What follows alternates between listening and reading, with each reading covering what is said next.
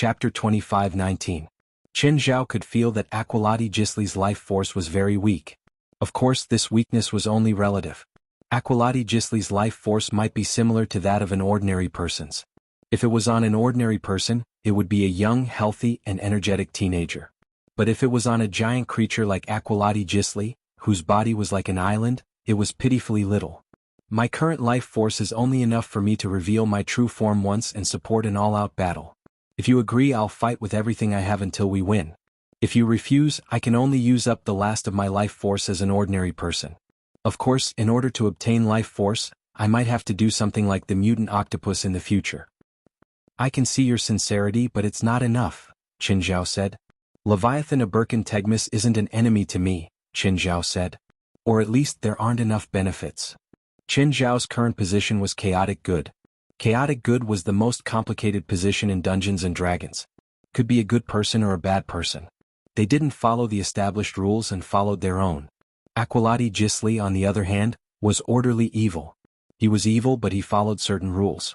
Leviathan Aberran Tegemus, on the other hand, was chaotic evil. He wasn't bound by any rules. Of course, this was only the standpoint of the three of them, not the relationship between the three of them. Aqualati Gisli had designs on Leviathan Aberran Tegemus, but Qin Zhao didn't. Qin Zhao and Aqualati Gisli already had the basis of cooperation, sincerity. But he didn't have a reason for Leviathan Aberran Tegemus. This reason could be profit or it could be a threat. Leviathan Aberran Tegemus and Qin Zhao didn't have any direct conflict of interest or threat for now. The task of eliminating all evil should be left to the good and orderly police.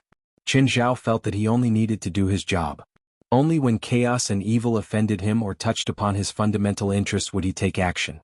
Leviathan Aberran Tegemus has a part of a divine artifact called the Starlight Pointer. Even if it's a complete god artifact, I might not even be interested in it. Why would the god artifact fragment you speak of move me? Although the Starlight Pointer is only a component of a complete artifact, it is a product of the ancient Babylonian civilization. Moreover, it is a component that was created with the power of an entire race. Using the power of an entire race to create a part? Qin Zhao looked at Aqualati Gisli in surprise. Is there something wrong with your grammar? Shouldn't it be a divine artifact? No, it's just a part. It said that this artifact is made up of parts created by 4 ancient civilizations, namely ancient Huaxia, ancient Inca, ancient Egypt, and ancient Babylon. It said that this is the greatest artifact created by you humans. What's the use of this divine artifact? Destroy the world? Or can you give yourself invincible power so that you can destroy all your enemies with a single strike? I don't know. Aqualati Gisli chuckled bitterly. But it said that a dragon once used it, and then it was disassembled into 4 parts. I don't know who got it. An unknown part of a divine artifact supported by an obscure legend? That's not enough to convince me. I don't want all of Leviathan Aberran Tegemus' wealth and possessions. Everything he has belongs to you. I only need to devour Leviathan Aberran Tegemus' life force. Qin Zhao was tempted. A part of a divine artifact and an immeasurable amount of wealth. Your daughter has awakened nirvana magic, right? Qin Zhao was displeased by Aqualati Gisli's sudden mention of his daughter. Leviathan Aberran Tegemus has stolen countless spells over the countless years. He also built a magic library in his nest. There must be books on nirvana magic in it. How do you know there are books on nirvana magic? Leviathan Aberran Tegemus once fought with the first witch, Lilith. With Leviathan Aberran Tegemus' personality, he won't miss the opportunity to copy Lilith's magic. Who won that battle? There's no winner. It was a battle from a long time ago. Neither side used everything, so there's no winner. You seem to know Leviathan Aberran Tegemus very well. Are you related to him? He once enslaved me for 1,000 years. Do you think I wouldn't know him? In other words, you lost to him? He only wins in bloodline. I can't do anything about it, Aqualati Gisli said. Tell me everything about him. Aqualati Gisli couldn't help but look up at Qin Zhao. Do you agree? I'm the messenger of justice. Ha! Aqualati Gisli let out a long sigh of relief at Qin Zhao's agreement. After all, he didn't have many choices right now. Leviathan Aberran Tegemus is very strong. If we were to classify him according to the ranks of demons, he would be at the Lord level, which is equal to my strength.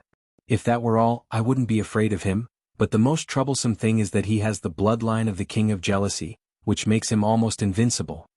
Aqualati Gisli's tone was filled with unwillingness and hatred. In the past 2,000 years, many experts have challenged him, but none of them have been able to defeat him. I have been enslaved by him for 1,000 years. Originally, it would have been even longer, but I found a loophole in the contract and paid the price of half of my lifespan to finally break free from his restraint.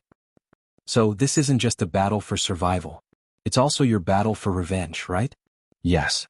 Aqualati Gisli nodded. Of course, our cooperation this time is based on defeating him.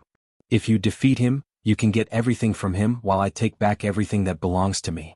If you fail, you get nothing and I can only wait for death. Since you've broken free from the 1,000-year shackles, you should be ready for revenge at any time, right? What have you prepared? Divine King of the Nine Heavens. Chapter 25:20. Qin Zhao believed that since Aqualati Gisli had been preparing a revenge plan for 1,000 years, he definitely wouldn't just charge recklessly. I created an army. Like the mutant octopus? No, the ones you killed in the three-headed dog lab. Then you need to prepare a lot. There's indeed a lot. When do we leave? 3 days later. Do we need 3 days to prepare? No, it's the time to enter Bermuda. To enter Demon Island, Leviathan Abhan Tajimus's nest. Most of them can be found directly by flying over. We need a specific time. Is it that complicated? Actually, it's not complicated as long as you know the rules. Qin Zhao glanced at Aqualati Gisli. Of course it was not complicated for him. He'd been enslaved by Leviathan Abhan Tajimus for 1,000 years. The place had probably rotted away. You'll find me in 3 days? No, you'll come to the port. We'll take a boat? Of course. How else do you think we should go? Not a boat? Me and you? A research ship. What? Do you know how Leviathan Abhan Tajimus hunts? I don't know and I don't want to know. I just want to know why we chose that research ship. Every time Leviathan Abhan Tajimus locks onto a target, he'll leave a mark on it. Only ships or planes with the mark can enter Demon Island at a specific time. Isn't he too bored? It should have something to do with his divine artifact part. He used the Starlight Compass to hide Demon Island. What's the use of the Starlight Compass? I don't know. Even in the 1,000 years I've been enslaved, I've never heard him mention anything about the Starlight Compass. Has he used it in battle? He hasn't used it either. Have you considered that a divine artifact that you don't know how to use at all could change the situation and even the outcome? Qin Zhao asked worriedly. Of course, Aqualati Gisli had considered this too. But at this moment he no longer had the time to think about how to deal with the Starlight Needle.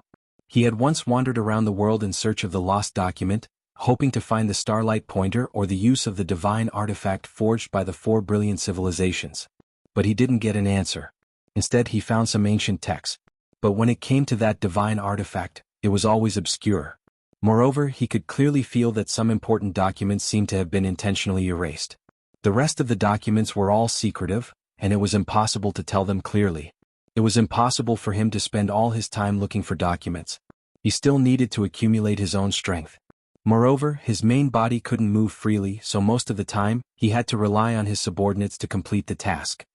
I've considered this problem, but I'm guessing that the artifact might not be used for battle. At the very least, a single part of it might not be effective in battle. I hope so. Qin Zhao nodded. His alliance with Aqualati Gisli was also a verbal promise. The reason why Qin Zhao agreed was because of his past grudge with Leviathan Abhan Tajimus. It was also because he wanted to reap the benefits without doing anything.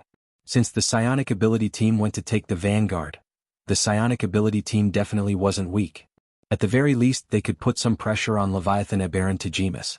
Of course the best result was that both sides would be heavily injured. But Qin Zhao still didn't dare to be careless. Aqualati Gisli's strength against Leviathan Abhan Tajimus was still at the level of 1,000 years ago. He probably didn't even know how strong he was now. 1,000 years might not be a long time for a Lord-level demon, but it was still 1,000 years. But after all, it was 1,000 years. Who could guarantee that Leviathan Abhan Tajimus would remain at the same spot for 1,000 years? Moreover, Leviathan Abhan Tajimus had a divine artifact in his hands. Aqualati Gisli couldn't figure out the specific functions of this divine artifact. This was a big hidden danger. Moreover, Leviathan Abhan Tajimus King of Jealousy bloodline ability was also something that Qin Zhao was very wary of. Qin Zhao thought about it and decided to use these 3 days to go into a small seclusion. Seclusion in the river map was clearly the best choice. Ever since Old Turtle had ascended, Qin Zhao rarely came to the river map. It was empty here. Only a few of Old Turtle's internal elixirs were left. Every time he came here alone, Qin Zhao would only think of Old Turtle. Of course, Qin Zhao wasn't such a sentimental person. He rarely came here mainly because he was bored. After all, Qin Zhao wasn't an ascetic. But Qin Zhao felt that he really had to focus on organizing his skills here. So this time, Qin Zhao came here voluntarily. Qin Zhao's current abilities were very complicated. Bloodline of Gluttony, Blood of Rage, Dark Lava, 32 Clones, Jin Transformation, Dark Assimilation, all techniques returned to one, and the 7 awakened pristine eyeballs embedded in his right arm. The most practical of the 7 pristine eyeballs was Shadow Vision, followed by the Eye of Lightning and the Eye of Power. The Eye of Power was the most direct combat enhancement because it could multiply the upper limit of Qin Zhao's strength.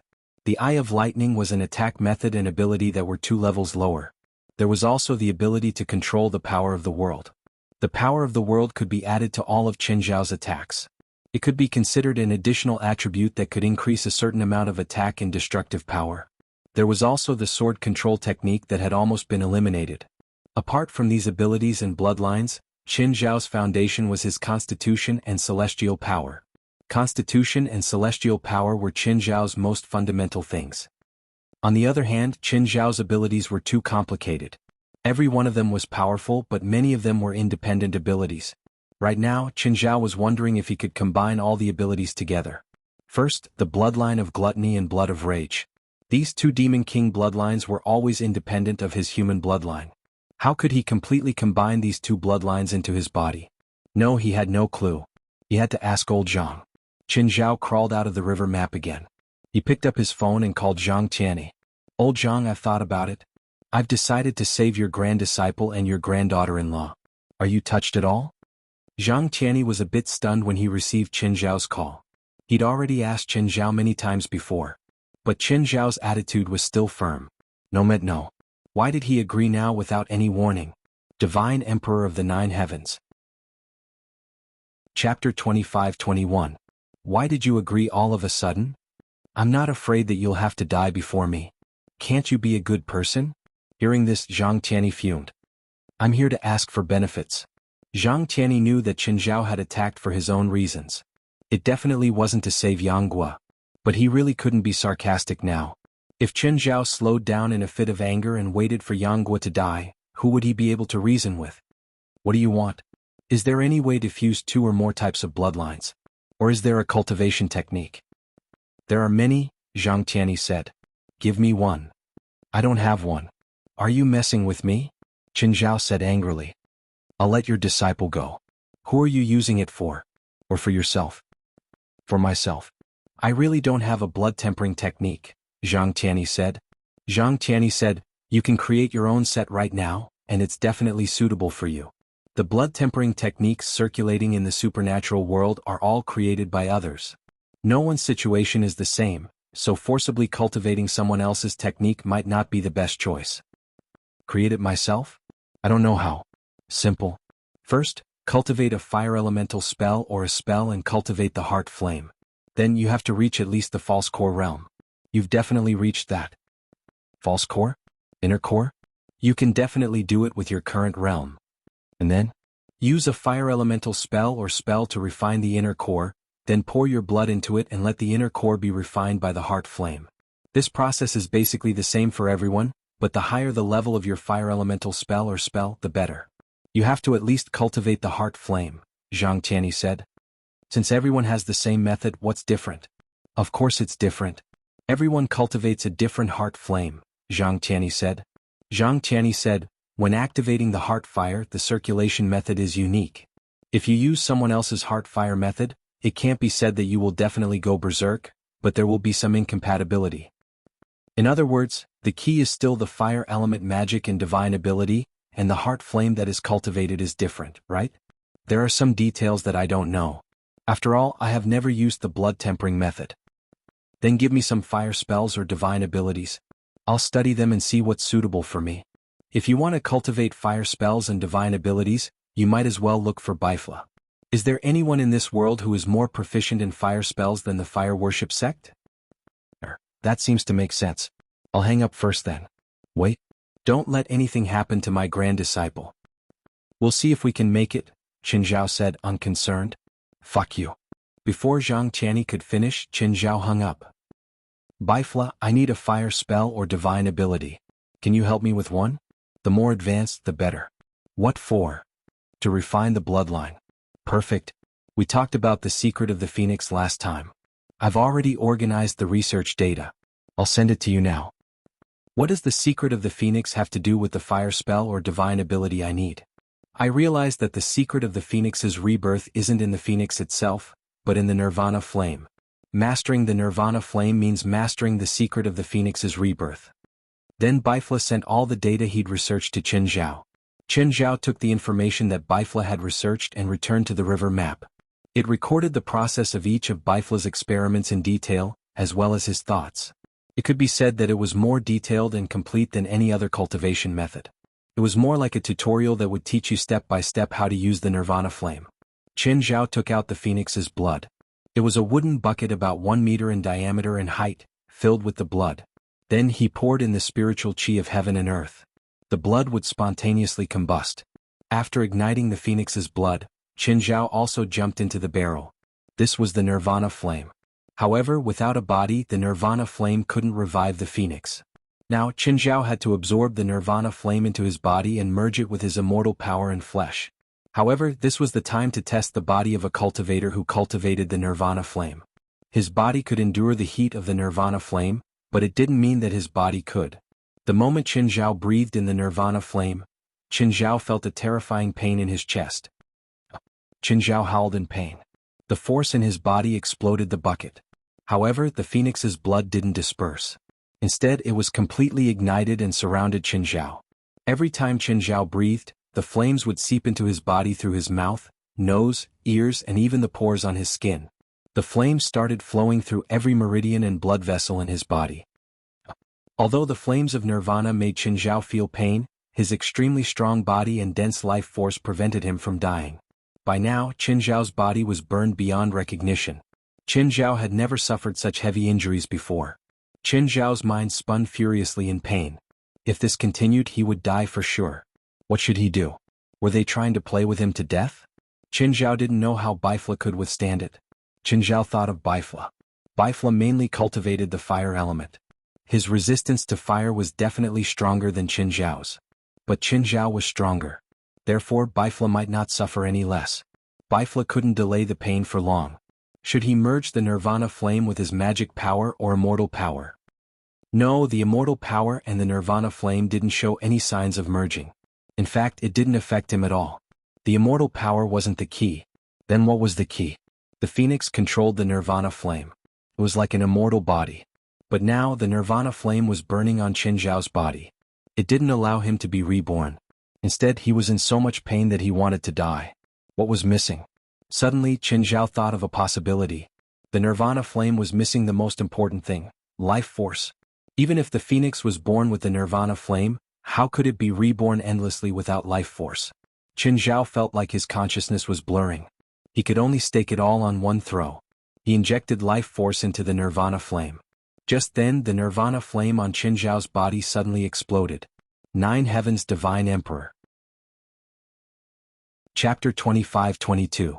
This time, the intensity of the nirvana's flame was many times greater than before. The area within a radius of 10 meters was engulfed by the monstrous flame. But now he no longer felt pain. The burning pain inside and outside his body had all disappeared. The charred skin also began to peel off. What surprised Qin Zhao was that this near-death injury actually consumed very little life force. It wasn't even 1% of what it used to be. Qin Zhao finally understood what Bifla meant. The nirvana flame was the key. He also understood the phoenix's secret. The nirvana flame could reduce the consumption of life force by 99%, which was equivalent to increasing his life force by 100 times. Therefore, it was almost impossible to kill the undying bird under normal circumstances, unless the process was interrupted. It was just like when Qin Zhao interrupted Red Eagle's nirvana rebirth. Qin Zhao glanced at the nirvana flames around him and put them back into his body. This time, Qin Zhao didn't feel any pain. Instead, he felt dissatisfied. Qin Zhao reached out a hand. Nirvana's flame burned on his palm. As he closed his palm, the nirvana flame also dissipated. But now Qin Zhao was troubled again. Nirvana's flame could be considered a small success, right? But how could he cultivate and strengthen it? How could he refine the heart fire? Qin Zhao took out a large amount of Phoenix's blood. He ignited it in the same way and inhaled it into his body. Qin Zhao could feel the Nirvana flame growing stronger. However, this growth was only in terms of quantity. There was no qualitative change that Qin Zhao felt satisfied with. Qin Zhao tried to channel his immortal power into the Nirvana flame. Let's see if there's a reaction this time. Although there hadn't been any reaction before, Qin Zhao felt that it was because there hadn't been any life force injected. So there's no chemistry. The moment the immortal power entered the Nirvana flame, the flames turned from red to bright white. As expected, the Nirvana flame, life force, and immortal power could produce an even more intense chemical reaction. Qin Zhao thought for a moment and decided to use another method.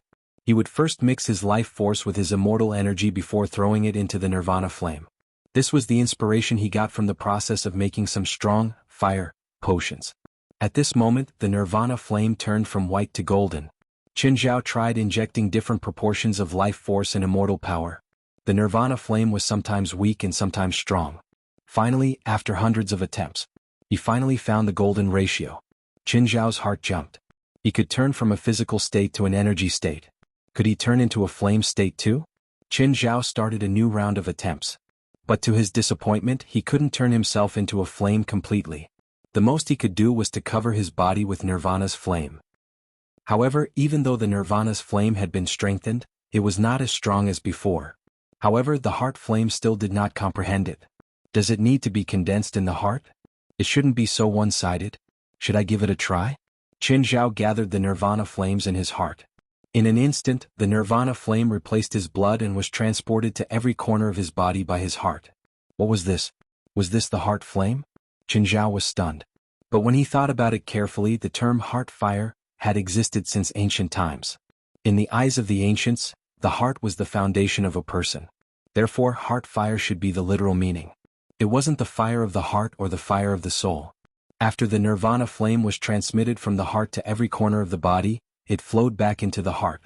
Over and over again, it went on, growing and multiplying without end. It seemed to have formed its own trajectory. Moreover, every time the Nirvana flame circulated in his body, it would increase the power of the Nirvana flame by a little. His body also experienced unexpected changes as the Nirvana flame spread. His life force didn't decrease because of the Nirvana flame. Instead, it was refined, leaving behind purer life force. As for Qin Zhao's celestial power, it gave him an indescribable feeling after being refined by the Nirvana flame. This burning feeling even spread to Qin Zhao's small world. As long as one stood around Qin Zhao, they would feel warm. The Nirvana flame, life force, and celestial power formed a circle full of life in Qin Zhao's small world. Of course, this circle wouldn't bring people back to life directly, but it would make people feel instinctively comfortable. Qin Zhao didn't think that he would comprehend the heart flame so easily. There were almost no difficulties. Everything happened so naturally. Using the Nirvana flame to refine his bloodline. Since everything was ready, Qin Zhao planned to start his original goal. Qin Zhao controlled his essence blood to fuse into the internal alchemy. Then the Nirvana flame started refining the internal alchemy together. The yin and yang internal alchemy had been spinning all along. After being refined by the Nirvana flame, it spun even faster. Gradually, the yin and yang internal alchemy turned into a vortex, a black hole that greedily absorbed the spiritual qi in the small world. The human bloodline, the blood of rage, and the blood of gluttony were clearly separated. But now they started mixing together in the vortex. At first it was hard to tell who was who. The Nirvana flame was also sucked into the vortex and fused into the three bloodlines. Qin Zhao closed his eyes. Even he didn't realize that he was floating in the air with his arms open. The small world around him was like a huge network. Golden flames flowed in and out of Qin Zhao's body as the center. In the end, the three bloodlines disappeared along with the burning flames. In the end, the red blood returned. After an unknown period of time, Qin Zhao opened his eyes. He looked at his hands. Dark magma spread out. Just then, a huge head popped out of the dark magma. It was the gluttony behemoth. The gluttony behemoth didn't change much, but it had turned from dark gray to black. Qin Zhao had an idea. The gluttony behemoth's body suddenly collapsed, turning into countless smaller gluttons. Qin Zhao waved his hand in the air again. The smaller gluttony behemoth collapsed again, turning into pure dark magma. Qin Zhao retracted the dark magma. His body didn't change at all, but he immediately felt his body enter the dark assimilation state. Usually, after the dark assimilation state, Qin Zhao's skin would turn black and red. But now there was no change. This meant that the dark assimilation state was gone, because it had gone from a temporary state to a normal state. Because the blood of rage had truly become a part of Qin Zhao, the blood of gluttony was the same. The first stage of seclusion was successfully completed. The effects were better than Qin Zhao had expected. Qin Zhao felt that he had to enter the second stage of cultivation. He needed to organize and integrate most of his current skills. 9 Heavens Divine Emperor. Chapter 25-23. If fusing bloodlines was internal, then skills were external. If fusing bloodlines was internal, then skills were external. But the integration of skills required a plan first. He already had quite a few skills. What level did the integration have to reach and whether it was feasible? First of all, since it was integration, the effect had to be better than the original. Otherwise, this kind of integration would be meaningless. Qin Zhao mainly integrated skills this time: Giant Spirit Transformation, Clone, and Spells Return to 1. These 3 plus the Eye of Power were the most direct way for Qin Zhao to increase his combat ability. Among them, Avatar and 10,000 Techniques Return to 1 were 2 completely opposite skills, and there was a clear casting interval between the 2. Moreover, the clone had to be activated first to activate Spells Return to 1. This was because the clone was a clone, while Spells Return to 1 was a combination. Therefore, the clone had to be activated first before the combination. Qin Zhao wrote down the methods of the 2 skills and started comparing them. Next was the integration and experimentation. After more than 10 hours, Qin Zhao finally finished the first version. Let's try. Qin Zhao clenched his fists. Combine. Bang. 32 avatars fell out in an instant. Failure. The clone couldn't release the modified skill clearly and the combination couldn't be completed either. The first attempt was a failure. Qin Zhao removed the clone and started the second modification. After a few more hours, the skill modification version 2.0 was finally completed. The second attempt ended in failure. This time, both clone and Spells Return to 1 succeeded, but Spells Return only successfully fused 1 clone into Qin Zhao's body. 3 hours later, skill modification 3.0. 6 hours later, skill modification 4.0. For the 18th time, Qin Zhao had spent around 80 hours in total. This time there was finally some progress in the reform. Combine. Instantly, countless illusions appeared around Qin Zhao. The illusions merged into Qin Zhao's body. Qin Zhao took a deep breath and waved his arms and legs. That's right, this was the most perfect modification ever. He hadn't found any flaws yet. Qin Zhao destroyed with all his might in this state for 12 hours. The mountain in front of them had been destroyed by Qin Zhao. Qin Zhao was in a good state. He didn't feel any discomfort. Qin Zhao suddenly had a new idea. It was not necessary to fuse all the skills together. If he were to fuse all the skills together, putting aside the fact that it would be too difficult, it was a question of whether he could do it with his current skill level. Moreover, he did not have enough time. He could divide his abilities into different levels. The first level was the Eye of Power Strength Multiplier. The second level was Mighty Spirit Divinization. The third level could be the Integrated Avatar and 10,000 Techniques Return to 1. However, the most important thing was to give his skill a good name. Of course, he couldn't let himself feel ashamed. After choosing a few hundred names, he finally decided on one. Let's take the last 2 words of 10,000 Techniques Return to 1, Return to 1 technique. Qin Zhao returned to the ground and sat down. The forest had been destroyed beyond recognition by Qin Zhao. However, the river diagram was full of spiritual qi, and the inner cores left by the old turtle were not far away. It wouldn't be long before this place was filled with vitality again. Qin Zhao calmed down again because he felt that he needed to develop other types of skills. It wasn't the kind of skill that could strengthen one's body, but the way they attacked. Qin Zhao had always felt that his attacks were too simple. Sword kinesis had already been eliminated. Its area of effect and range couldn't compare to dark lava. It was also complicated to use, so it couldn't be as smooth as dark lava. The Holy Light Cannon's power was also average. It was good against enemies a few levels lower than him. But against enemies of the same level or close to his strength, the effect would be much weaker. Moreover, he had to use an angelic crystal every time. It was really useless to Qin Zhao.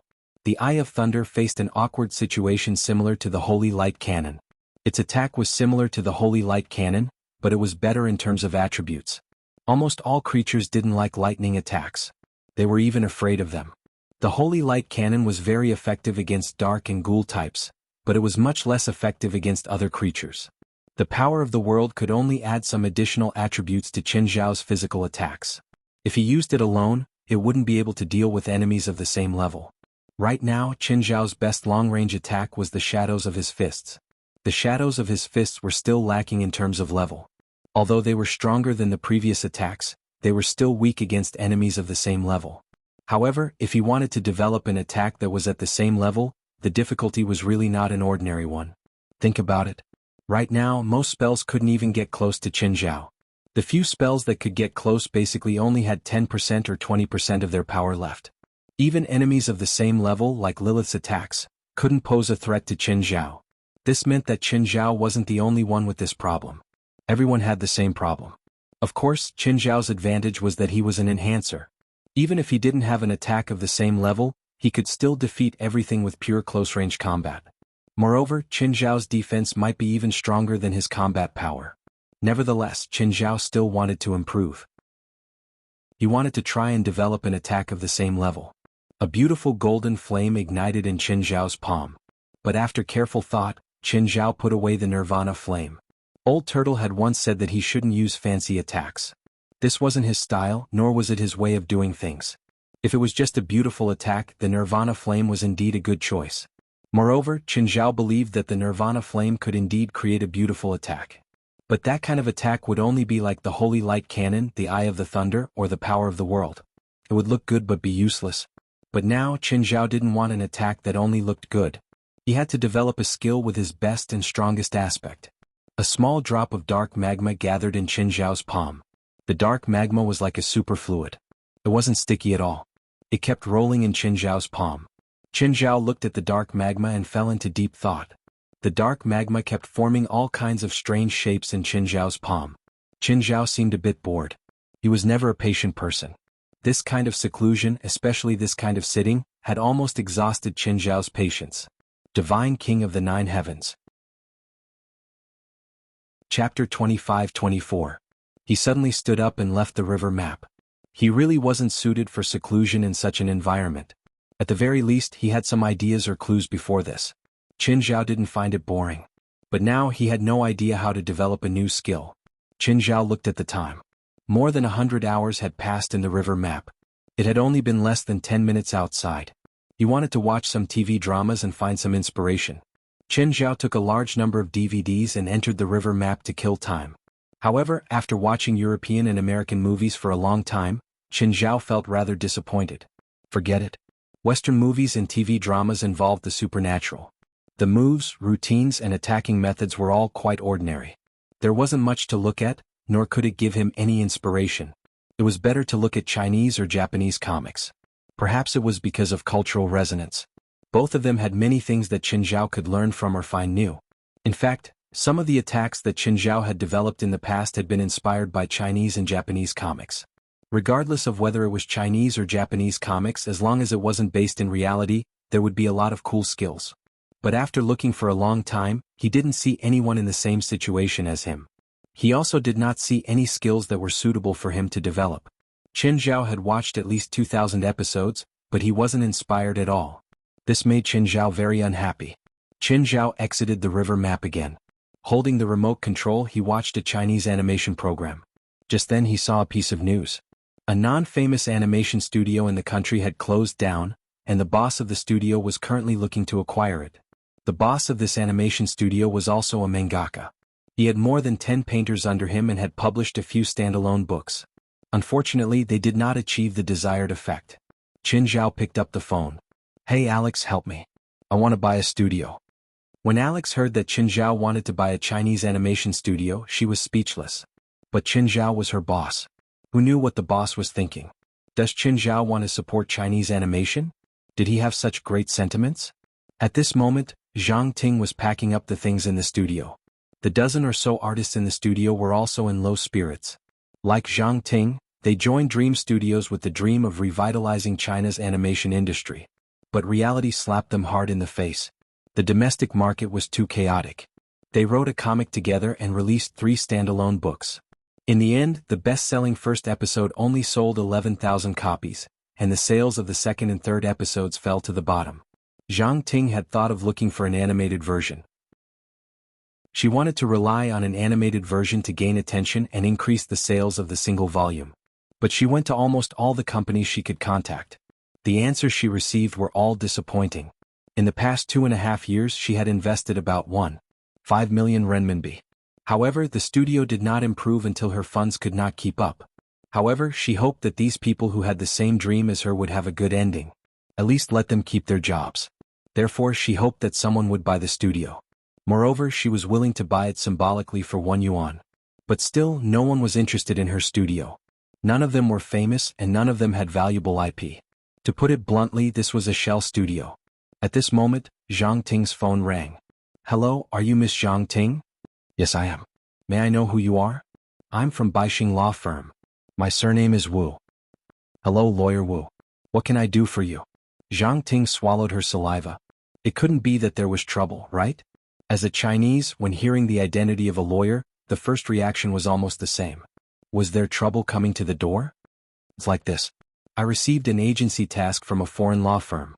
The other party wants to buy your studio, and the other party is very anxious, so I want to know the price of your studio. Is it a foreigner who wants to buy my studio? Zhang Ting asked in surprise.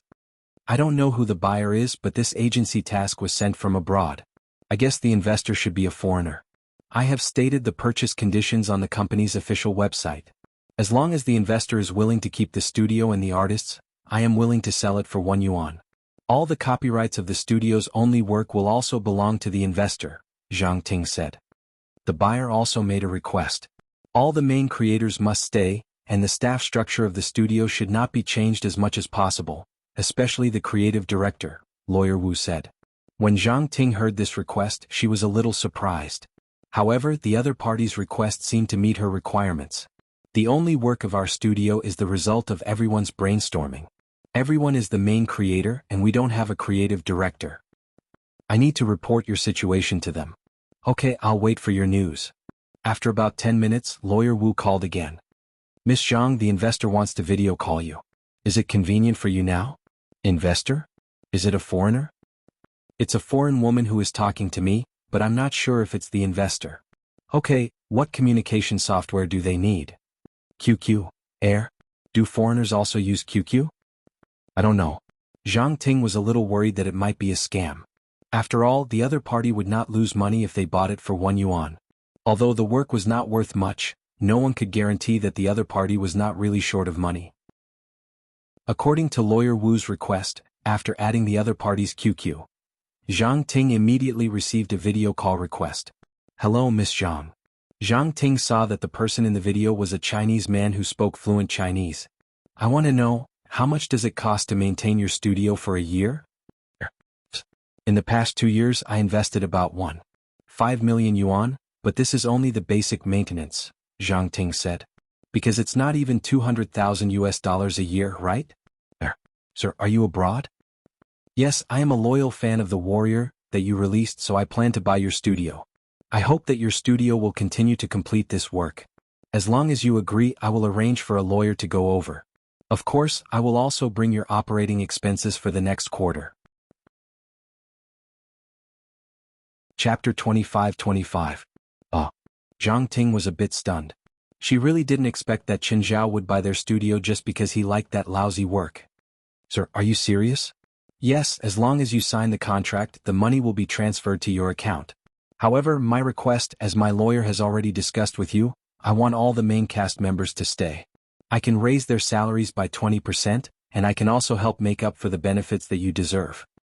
What about me? Zhang Ting asked. Are you also the main creator of this work? I'm the creator of the studio. I'm also a cartoonist. The title of the work is under my name. Then Ms. Zhang, are you willing to stay? I can keep 20% of the studio's shares. Of course, the salary will be extra. I'm willing. I don't need a salary, sir. Boss, I want to ask you a question. Ms. Zhang, please. Do you want to animate The Warrior? Sure, no problem. How much do you think it will cost? I think it will only cost 3 million for the first season with 12 episodes. In RMB? Yes. Okay, animate it then. If you have other ideas, you can do them too. I quite like Chinese comics. My dream is to revitalize them. Zhang Ting suddenly felt like they were on the same page. Oh, can you gather all the main creators in the studio? I want to know all of them, Qin Zhao said. Of course, no problem. Zhang Ting suppressed her excitement and gathered everyone in the studio. Then she introduced everyone in the studio to Qin Zhao. Hello everyone, Qin Zhao said. I should be your new boss soon, but I'm overseas now and can't go back. After we finish the contract, Ms. Zhang will continue to be in charge of everything. Hello boss. You're all cartoonists. You all have wild ideas. I want to ask you a question. Is it convenient for you now? Yes boss. Go ahead. This question is a bit weird. Don't laugh at me. Boss, go ahead. It's like this.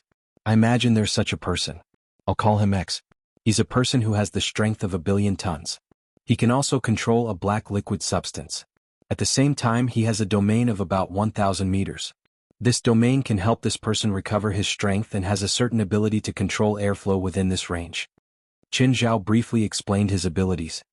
Now, this person wants to use his current abilities to develop a move. Do you have any ideas? That's right. That's right. The people in front of the video looked at each other. He looked at Qin Zhao with a strange expression. This guy was also a nerd. Only an otaku would ask such a Chinibu question. However, they had a natural affinity for otakus. Seismic waves. A young man wearing a thick pair of glasses and a checkered shirt said, X punches the ground with both fists. The tremendous force passes through the ground and forms a shock wave that attacks the enemy, causing great destruction. This won't do. I need a directional skill.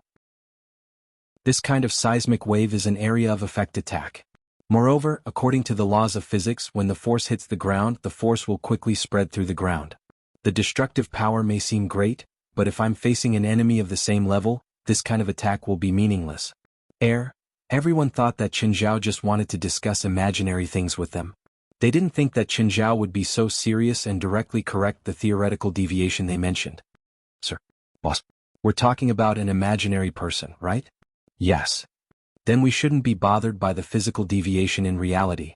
Even though it's an imaginary person, I still hope that you can let go of your thoughts and still follow the laws of physics. Qin Zhao was an enhancer, so his main attack still had to follow the laws of physics. Seeing Qin Zhao's determined attitude in the video, everyone looked at each other speechlessly. So, our suggestion needs to follow the laws of physics under the X ability you mentioned, right? Zhang Ting asked. Yes. Zhang Ting thought for a moment and said, I thought of a skill. I'll call it Neutron Star. Neutron Star? Qin Zhao said. The name sounds like something out of science fiction. X controls the air and gathers it in his palms. Then he uses a huge force to compress the air continuously. During this process, he needs to inject air continuously to ensure that the compressed ball has enough mass.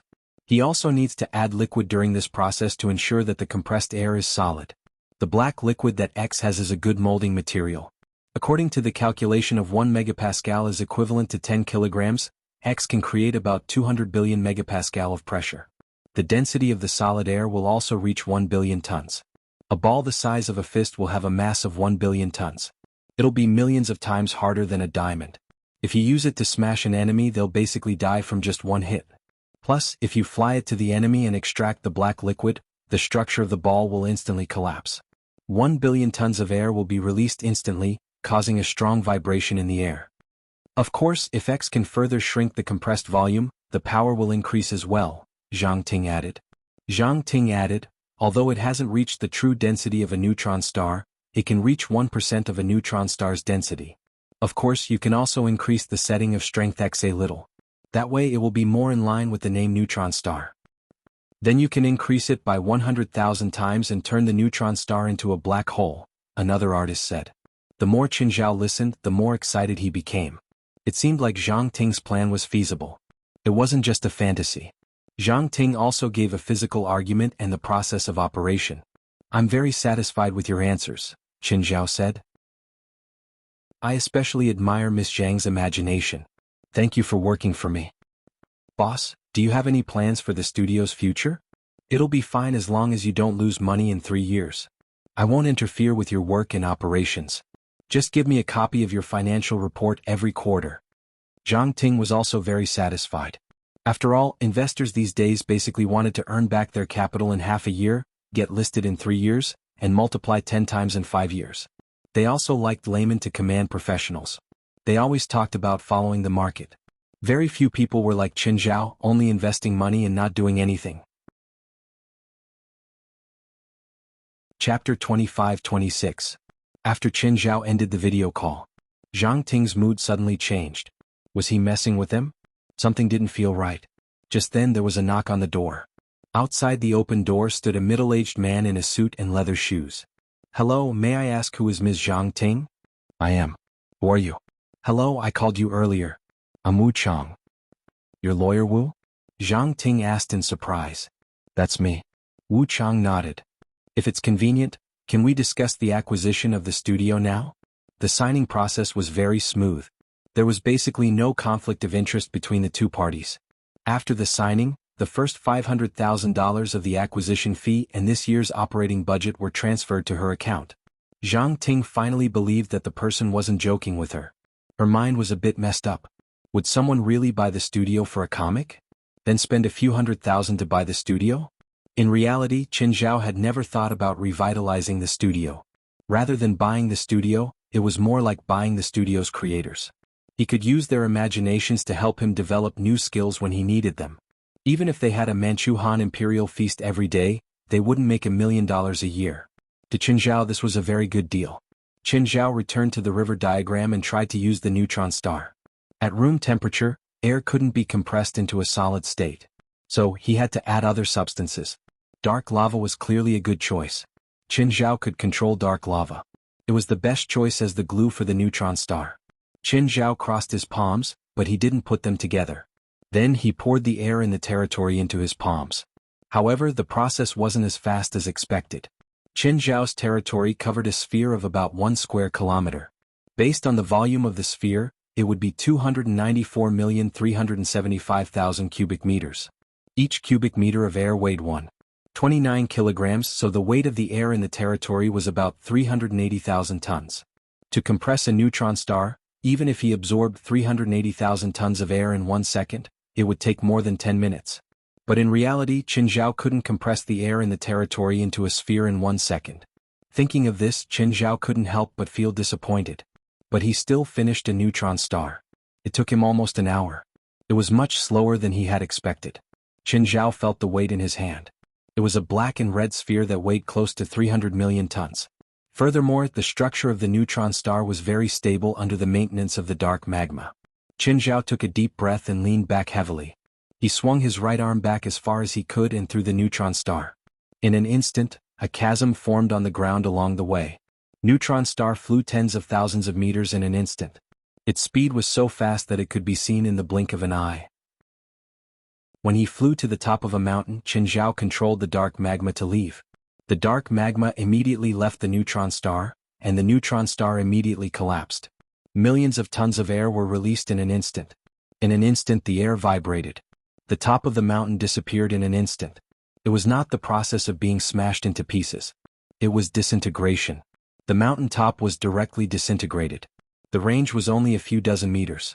However, its power definitely surpassed any modern weapon in this world. Qin Zhao panted slightly. To him this was indeed a big move. However, the charging time for this ultimate skill was a huge problem. His enemies definitely wouldn't give him such a long time to charge up. An hour. No matter how chivalrous the enemy was, they would not give Qin Zhao an hour to charge. No, he had to discuss with Zhang Ting and the others. "Hello, Ms. Zhang, I'm Qin Zhao, your boss." "Hello, Mr. Qin. What can I do for you?" "Is it convenient for a video call?" "Yes." Zhang Ting did not dare to treat Qin Zhao as a liar anymore. After the video call was connected, Qin Zhao's first words were, "I hope the studio can expand and find 100 more people to create more outstanding works." "Mr. Qin, isn't that too risky? Our studio doesn't have a single successful work yet. It's too risky to expand now." Zhang Ting knew the domestic animation market. It was not completely non-existent, but it was still very weak. "It doesn't matter if we lose a few million every year," Qin Zhao said seriously. "I just like talking to people with wild imaginations like you. Do you mind if I talk to you again?" "Not at all. I analyzed the ultimate move you designed for X neutron star," Qin Zhao said. "According to my calculations, the move looks powerful, but it takes too long to charge. Can I make it in advance and carry it with me?" Zhang Ting asked. No, it's too heavy, Qin Zhao said. Zhang Tingting found Qin Zhao's answer funny. Her boss's answer sounded like he had experienced it himself. Qin Zhao had also thought about putting it in his spatial ring. However, once it was placed in the space ring, the dark lava would lose control. The neutron star would explode instantly. Then Qin Zhao's spatial ring would collapse. All of you brainstorm and help me think of a better move. If the move you think of is to my liking, you can produce as many episodes of the anime as you want this year. Zhang Ting and the other artists all gaped at Qin Zhao in shock. Her boss seemed to be really unreliable. Even if he had money, he could not spend it like this. Boss, what if I want to make a movie? Up to you. Money isn't a problem. Boss, what do you do? Zhang Ting was a bit scared. Was this guy laundering money? I sell alcohol, Qin Zhao said. Don't worry. My money comes clean. Can we discuss it? Sure, but be quick. Zhang Ting and the others also had a headache. Why did they have a boss like this? It was fine if he just gave them pointers. Why did he have to create a person like X? Why did they have to give X a corresponding skill? Boss, other than air, can X control other things in his domain? You want X to compress the neutron star with something else? Yes. If it's something else, it can definitely compress the neutron star faster. 9 Heavens Divine King. Chapter 25-27.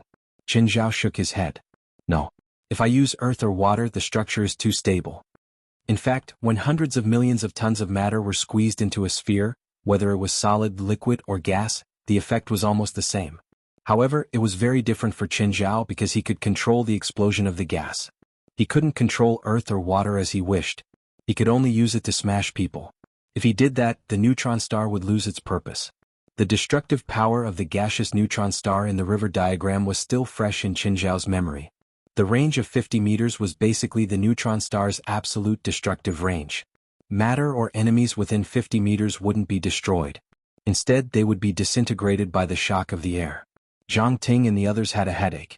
Why did they have a boss like this? Yet, they couldn't ignore the benefits that the boss promised. He could turn their work into an animated movie. For any Chinese comics worker, this was the highest request. Boss, can X compress the air in his domain normally and then compress it a second time when needed? A short and fat man with glasses asked. Huh. Qin Zhao's heart jumped. There seemed to be room for manipulation. No. Zhang Ting suddenly raised an objection. In terms of settings, X still has the life of a normal person. But if you compress hundreds of millions of tons of air into an area of 1 square kilometer, let's not talk about whether X can do it or whether he can maintain it for a long time. At the very least, this will greatly affect X's normal life. Compressing hundreds of millions of tons of air into an area of 1 square kilometer around X is equivalent to increasing the density of the air by 1,000 times. With such a huge density, other than X himself, anyone who enters this area will have their lungs burst. Buildings and objects will also collapse. But for an enemy of the same level as X, this kind of damage is obviously not enough. Qin Zhao's heart jumped. This move can't be used as a killing move, but it's very destructive. It's a good move. Think about it. If someone stood in Qin Zhao's domain, Qin Zhao didn't even need to move. He just needed to increase the density of the air in the domain and he'd be able to cause damage. It was a secret move with shocking effects. Also, during regular battles, the enemy's attacks wouldn't even be able to pass through Qin Zhao's domain. I'll remember this move. Give it a name. Dragon's Might, the short and fat man with glasses said. No, this name is very low, and it doesn't match the characteristics of this move at all. Then let's just call it atmospheric pressure, the short and fat man in glasses said again. Okay, the prize is $10,000. Holy shit, is this even possible? Everyone looked at their boss. Wasn't he being a little too generous? The short and fat man with glasses was overjoyed. Thank you, boss. Come. Everyone speak up. Zhang Ting's heart skipped a beat. Boss, how fast is the speed set by X? Mach 200 max. Then can X fly? Yes. Then, if X increases the air density in the domain by 1,000 times, can X still maintain the speed of Mach 200? This? I don't think so.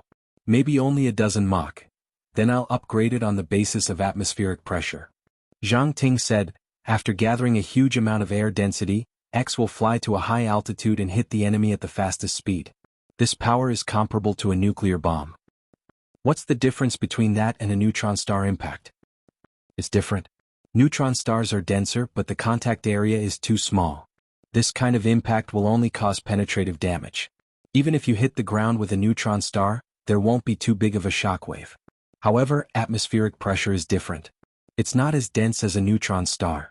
Plus, with the contact area of 1 square kilometer, it's basically like a falling meteor. Qin Zhao touched his chin and nodded. Yes, this skill is not bad. Give it a name. Let's call it Meteor. I'll reward you $50,000. In the eyes of Zhang Ting and the others, Qin Zhao was just a nouveau riche. He was stupid and rich. If you think of any interesting or awesome skills, contact me at any time. This is my phone number. Also, if you want to make a movie, make a schedule and budget report.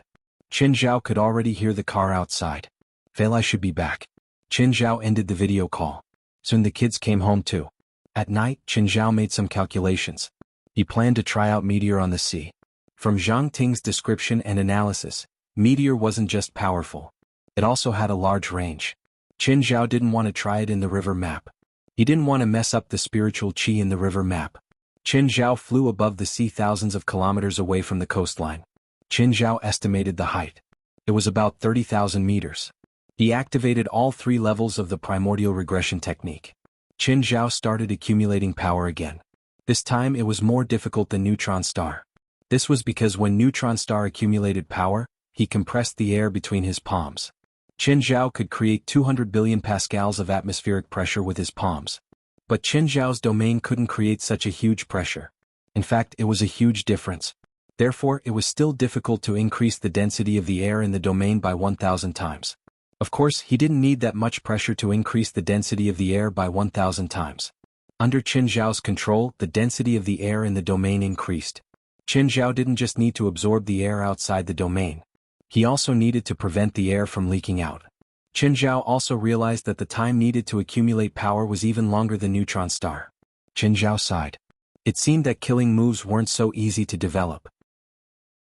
After 2 whole hours, Qin Zhao finally felt that the pressure in the domain had reached its limit. Qin Zhao suddenly fell down, but he couldn't keep up at all. The air resistance was too strong. He had to rely on Earth's gravity to go down. Qin Zhao turned himself into energy form and his speed increased instantly. But he couldn't reach the speed he wanted. While he was falling faster and faster. The edge of the domain rubbed against the surrounding air, turning bright red. When he was close to sea level, his speed was close to Mach 10. The surface of the sea was instantly penetrated. Qin Zhao's domain touched the bottom of the sea. The mud layer at the bottom of the sea was swept away and then hit the land. Boom.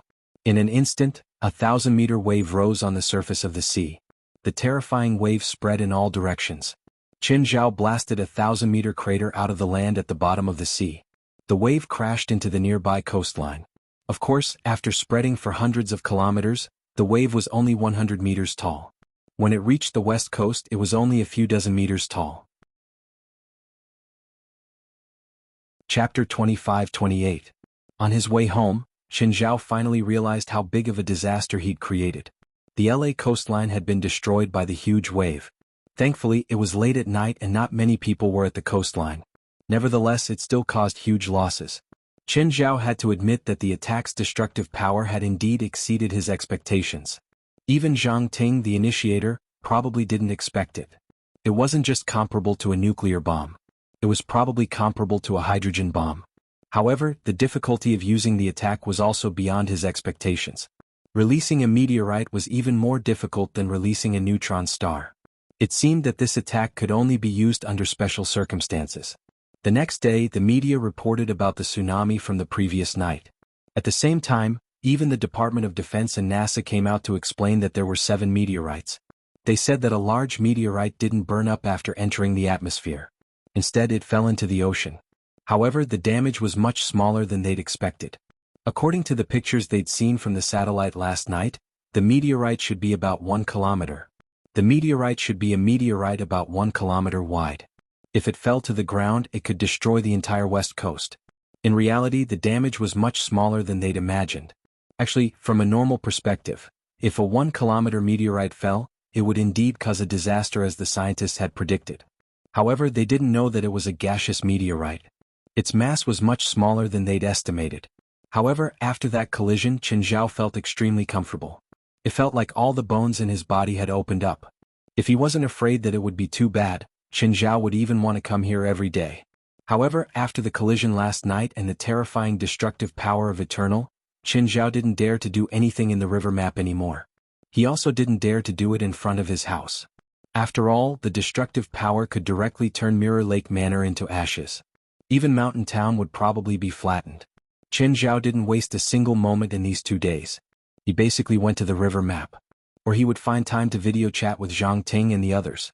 He also promised that if they could think of a skill that he was satisfied with, he would give them a huge sum of money. Unfortunately, no one could think of a skill that he was satisfied with yet. The third day, Mr. Qin, when can you reach the port? Traffic. Wait. Qin Zhao was indeed stuck in traffic. Morning was the rush hour. It was the same in every country. When Qin Zhao reached the port, it was already 10 o'clock. Mr. Qin, this way, Aqualati Geisley waved. Qin Zhao walked up unhurriedly. Why are you so slow? Aqualati Geisley wasn't dressed as casually as that day.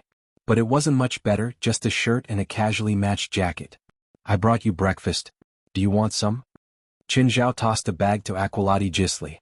Inside was a carton of milk and a sandwich. Aqualati Geisley was still unhappy, but he still accepted Qin Zhao's breakfast. Just then 2 people disembarked from the docked ship in front. The leader was a beautiful woman who looked to be in her 30s. Her slightly messy hair was pressed under her hat, and she wore a gray work uniform. Are you the one who wasted our time and caused us to miss our sailing time? Qin Zhao turned to leave. Seeing this, Aqualati Geisley hurriedly pulled him back. Then he looked at the woman. Professor Samantha, we didn't spend money to go out to sea to listen to your lecture. I also said that if you want to follow our research ship out to sea, you have to listen to me once you're on my ship. But my friend and I haven't gotten on the ship yet, Aqualati Geisley argued. Don't play word games with me. My research ship isn't for you to play with. Professor Samantha, if you don't like it, you can refund our money. Aqualati Geisley wasn't afraid of Samantha not compromising because he knew that Samantha had already spent more than half the money on the first day he'd sponsored them. Exasperated, Samantha turned to leave. The crew immediately followed him. However, when the crew looked at Qin Zhao and Aqualati Geisley, they were clearly unhappy. Mr. Qin, let's get on the ship. Aqualati Geisley looked at Qin Zhao with a bitter smile. They hadn't even gotten on the ship and already had such a big conflict with the crew. Qin Zhao hoped that there wouldn't be any more conflicts on the way. That woman's temper is too bad, Qin Zhao said, annoyed. Annoyed, Qin Zhao said, I could have just spent some money to get this ship. Why did I have to be angry at her? You think I don't want to? Aqualati Geisley said helplessly. But during my investigation these 2 days, I realized that the mark isn't on the ship, but on Professor Samantha. Qin Zhao frowned. Is there anything special about the mark? I didn't find anything special about that woman. Just then, Samantha stood on the deck and roared, Are you getting on or not? If not, scram. Qin Zhao pursed his lips. In the end, he still boarded the ship. The research ship hurried out to sea. This was a research ship with a displacement of 14,000 tons. It had a complete range of functional equipment, and there was even a small submarine hanging on the jib. Such a research ship was expensive, but its maintenance, warranty, and supplies were also very shocking. It could operate for 3 months at sea each time, and it would cost a few $1 million to resupply each time. Normal people might not be able to sustain such a huge expenditure. Usually, research ships were under the names of large companies or universities and relied on them for funding. However, Samantha's research ship didn't seem to be under anyone else's name. It seemed to be her own. Qin Zhao dragged a chair and sat on the second deck. He faced the sea breeze and enjoyed his coffee. By then, the crew of the research ship had already started working. At this time, Aqualati Geisley also came up. We have to go a long way from the west coast to Bermuda. It won't take long. There's a mark on Samantha. Leviathan Abaron Tegmis will send his men to pick her up soon. Why does that woman work for a company? Qin Zhao asked. She doesn't work for anyone. She was originally a rich second generation, and she was a lecturer at a famous university. But 6 years ago her father disappeared at sea, and her father's property was confiscated by the bank, leaving her only this research ship.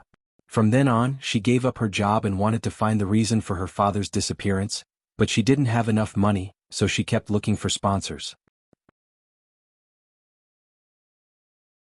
Chapter 25-29.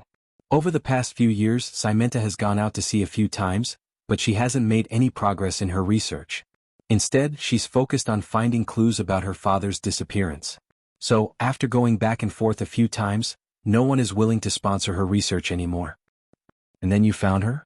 Actually, she came to me a long time ago wanting to get a sponsorship from me, but I didn't agree, Aqualati said. It wasn't until half a month ago that I found the mark of Leviathan aberrant tegmis on her body, so I deduced that she was targeted by Leviathan aberrant tegmis. They don't look like researchers. Qin Zhao pointed at a few big guys who were bare-chested and bare-chested. They were operating the machines on the deck. Their chest muscles were even bigger than a woman's. Qin Zhao looked like a little chick standing before them. Temporary crew, Aqualati said. There are always such temporary crew members at the dock.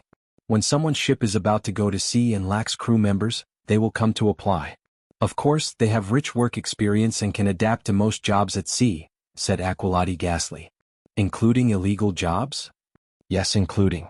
Aqualati Gethly nodded. They probably acted as temporary pirates. As a great North Sea demon, Aqualati had spent half of his life in the water. Therefore, he probably had more knowledge about the sea than anyone else in the world. Does our beautiful captain know who they are? It's not Simenta's first time out to sea.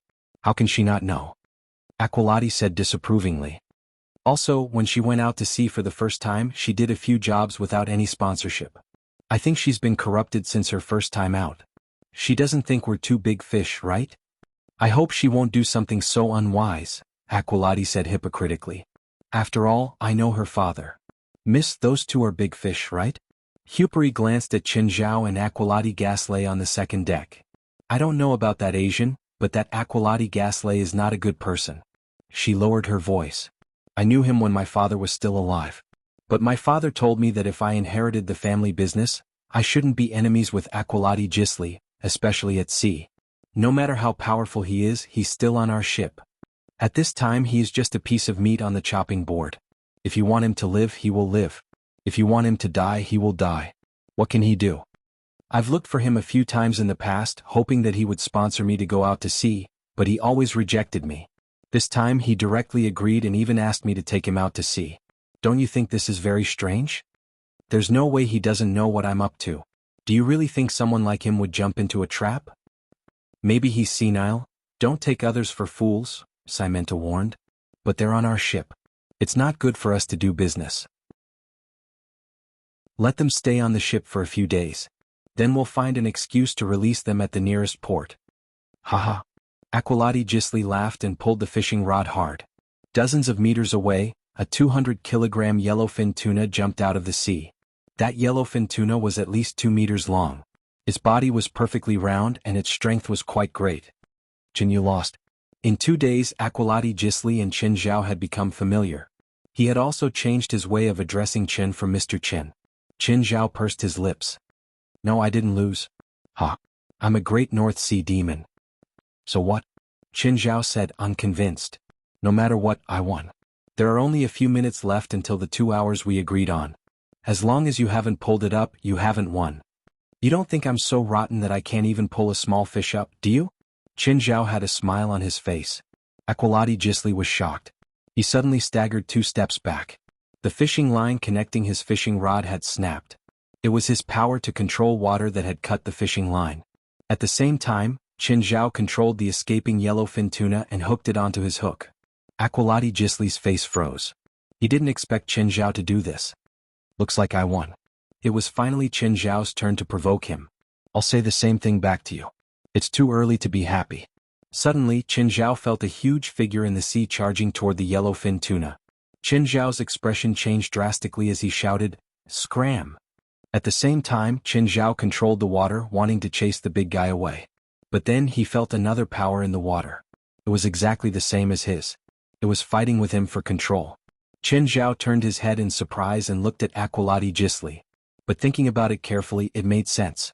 Aqualati Gisli was a great North Sea demon. Wasn't it normal for him to have the power to control water? Aqualati Gisli also glanced at Qin Zhao. He'd heard from Vincent that Qin Zhao had the power to control water. But he didn't take it to heart at the time. After all, he was quite confident in his own power. But now that he tested Qin Zhao, he realized that Qin Zhao's control of water was no weaker than his.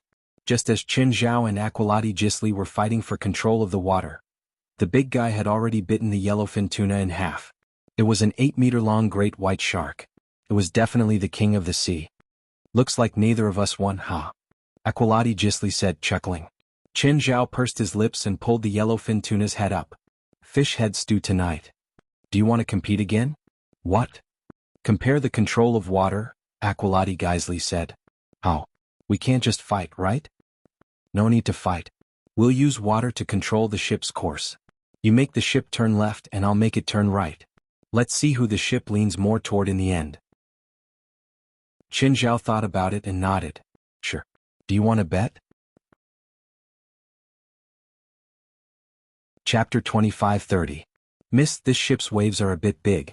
Inside the cockpit, Hepburn was controlling the helm, but he seemed to have trouble controlling it. Samantha was also suspicious.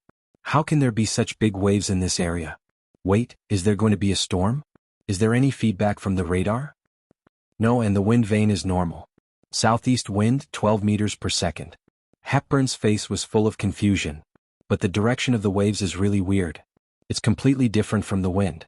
It was getting harder and harder for Hepburn to control the helm. Just then the ship shook violently. Unexpectedly, Headley was sent tumbling away. The rudder also began to spin randomly. At the same time, the ship started swaying from side to side. Samantha went up to pull the helm, but he couldn't do so at all. Just then, huge waves rose on both sides of the bow, slapping against the ship. Strangely, the waves weren't slapping in one direction. Instead, they slapped from the left and right sides of the ship. The ship swayed even more violently. Qin Zhao and Aqualati Gisli stood on the second deck. We can't continue. If we do, we'll capsize the ship. Aqualati Gisli was speechless at Qin Zhao. Qin Zhao's control of water wasn't weaker than his, but in terms of precision, Qin Zhao's control was much worse. Originally, Aqualati Gisli wanted to compete with Qin Zhao in terms of water control using a gentler method. But Qin Zhao didn't plan to do that at all. The power he used was frighteningly strong. This kind of power was meaningless on the battlefield. But it was used on the research ship. If he didn't try his best to maintain it, the ship would probably be capsized. Qin Zhao also felt that he couldn't continue. He might as well give up on the competition. Qin Zhao could also feel that his control of water couldn't be compared to Aqualati Gisli at all. But in terms of strength, Qin Zhao wouldn't lose to him either. However, Qin Zhao felt that it was a pity that he didn't win the bet. This was because they were betting on people. Aqualati Guthrie had used Vincent as a wager. If Qin Zhao won, he could take her away. If Aqualati Gisli won, Qin Zhao would transfer his contract with Syndicate to Aqualati Gisli. It was actually quite a pity for Aqualati Gisli. He knew more or less about the feud between the Syndicate and Tiger. Now Tiger was killed by Qin Zhao. Xian Zhao was considered one of the best athletes in the boxing world and even in the sports world. There was no need to mention his commercial value. If he could get Sin to work for him, it would greatly reduce the pressure on his finances. Although Aqualati Gisli's family business was huge, However, it also consumed a lot of money. There are places to spend money.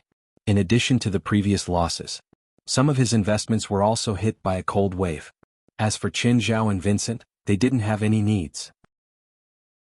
She just wanted to get her hands on him. When Vincent faced Qin Zhao, he was very arrogant. Therefore, Qin Zhao really wanted to teach him a good lesson after he got it, to teach him how to behave. Qin Zhao and Aqualati Gisli were both irresponsible people. They didn't blame themselves or compensate for the trouble they and the crew caused. Miss, there's a ship ahead. It looks like we're in the same line. Huh? In the same line?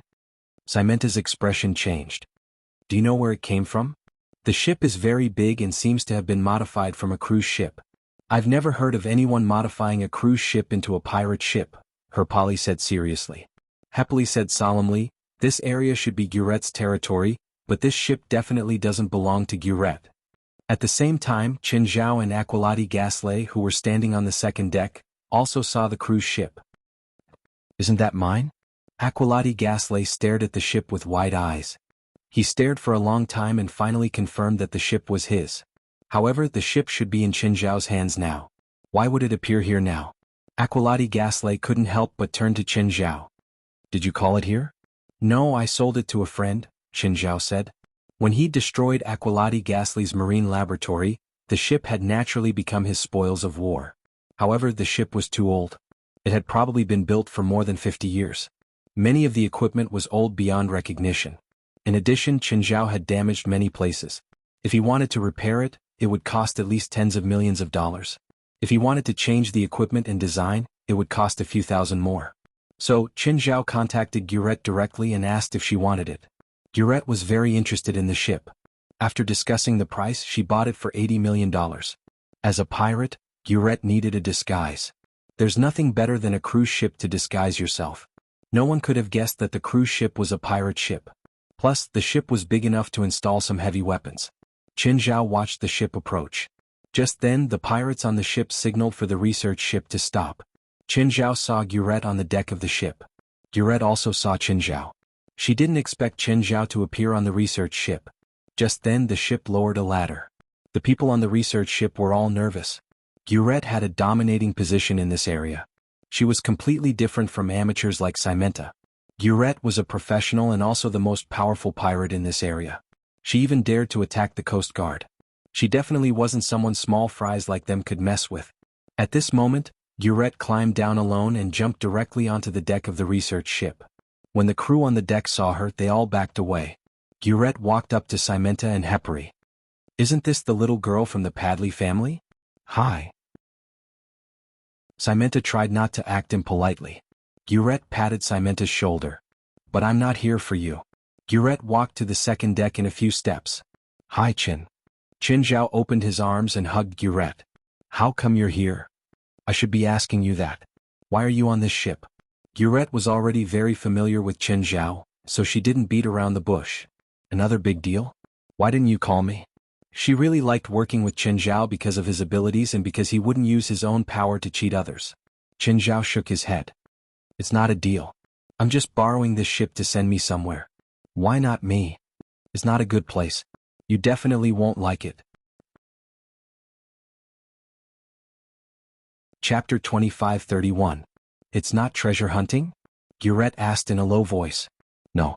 Gurette nodded. Since Qinzhao didn't say it, it was probably inconvenient. Do you need my help? Hurry up and leave. Qinzhao rolled his eyes. Fine. Gurette came calmly and left elegantly. The people on the ship looked at each other. The battle they were most worried about didn't happen. However, it seemed that Qinzhao and Gurette not only knew each other, but had a close relationship. But now Qinzhao had appeared on their ship. This caused them to be somewhat worried. Their original plan was to dump Qinzhao and Aqualati Gasley at a nearby port. But now it didn't seem so safe. Simenta thought for a moment and decided to negotiate with Qinzhao and Aqualati Gasley. Mr. Qin, Mr. Aqualati, can we talk? In the past 2 days, Qinzhao and Aqualati Gasley had been very obedient. They didn't do anything improper. In the beginning, Simenta even deliberately deviated from the route. He wanted to see if they would do anything. In the end, no matter where the ship went, Qinzhao and Aqualati Gasley didn't have any objections. It was as if they were really on the ship to feel the wind and waves. But after thinking carefully, they felt that it was impossible. The two of them had connections and were rich and wealthy. Why would they need to freeload her? Sure, what do we eat for lunch? Aqualati Gasley asked. Are there octopuses in this area? Qinzhao asked. I want to eat braised octopus. Simenta's face darkened. I'm here to talk business with you too. Isn't this a serious matter? Hearing this, Simenta was speechless. Although she was angry, she still had a faint smile on her face. She couldn't afford to offend either of them. Can you two be direct? Why are you on my ship? Sightseeing. To enjoy the waves on the sea. To enjoy the fun of the sea, a yacht should be more comfortable. A yacht can't go far, Aqualati Gasley said matter-of-factly. Simenta rubbed his forehead. Guys, let's be honest, okay? Well, since we've come to this point, we might as well be frank. Anyway, we'll stay on the ship for a few days. We won't interfere with what you do, and we won't ask if you want to kill us or do scientific research. After a few days, we'll disembark on our own, but for the next few days, you can't chase us off the ship even if you want to. How many days? Simenta asked. Not necessarily. It depends on my mood. Simenta was even more speechless. These two were so stubborn. He couldn't get any information at all. Mr. Qin, Mr. Aqualati, we won't be docking for the rest of the voyage. If you want to disembark, the nearest port is the port of Hawaii.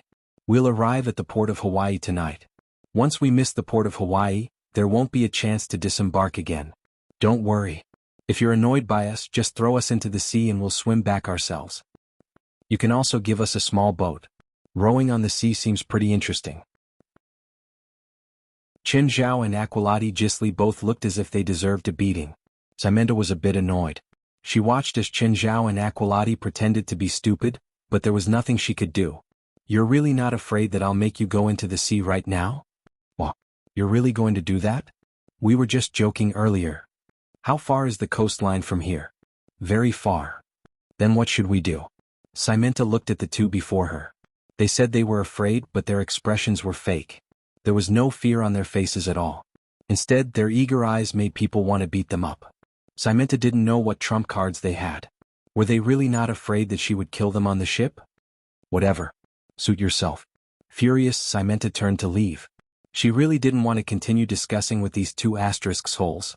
She didn't get any useful information from them in such a short time. Instead, she was infuriated.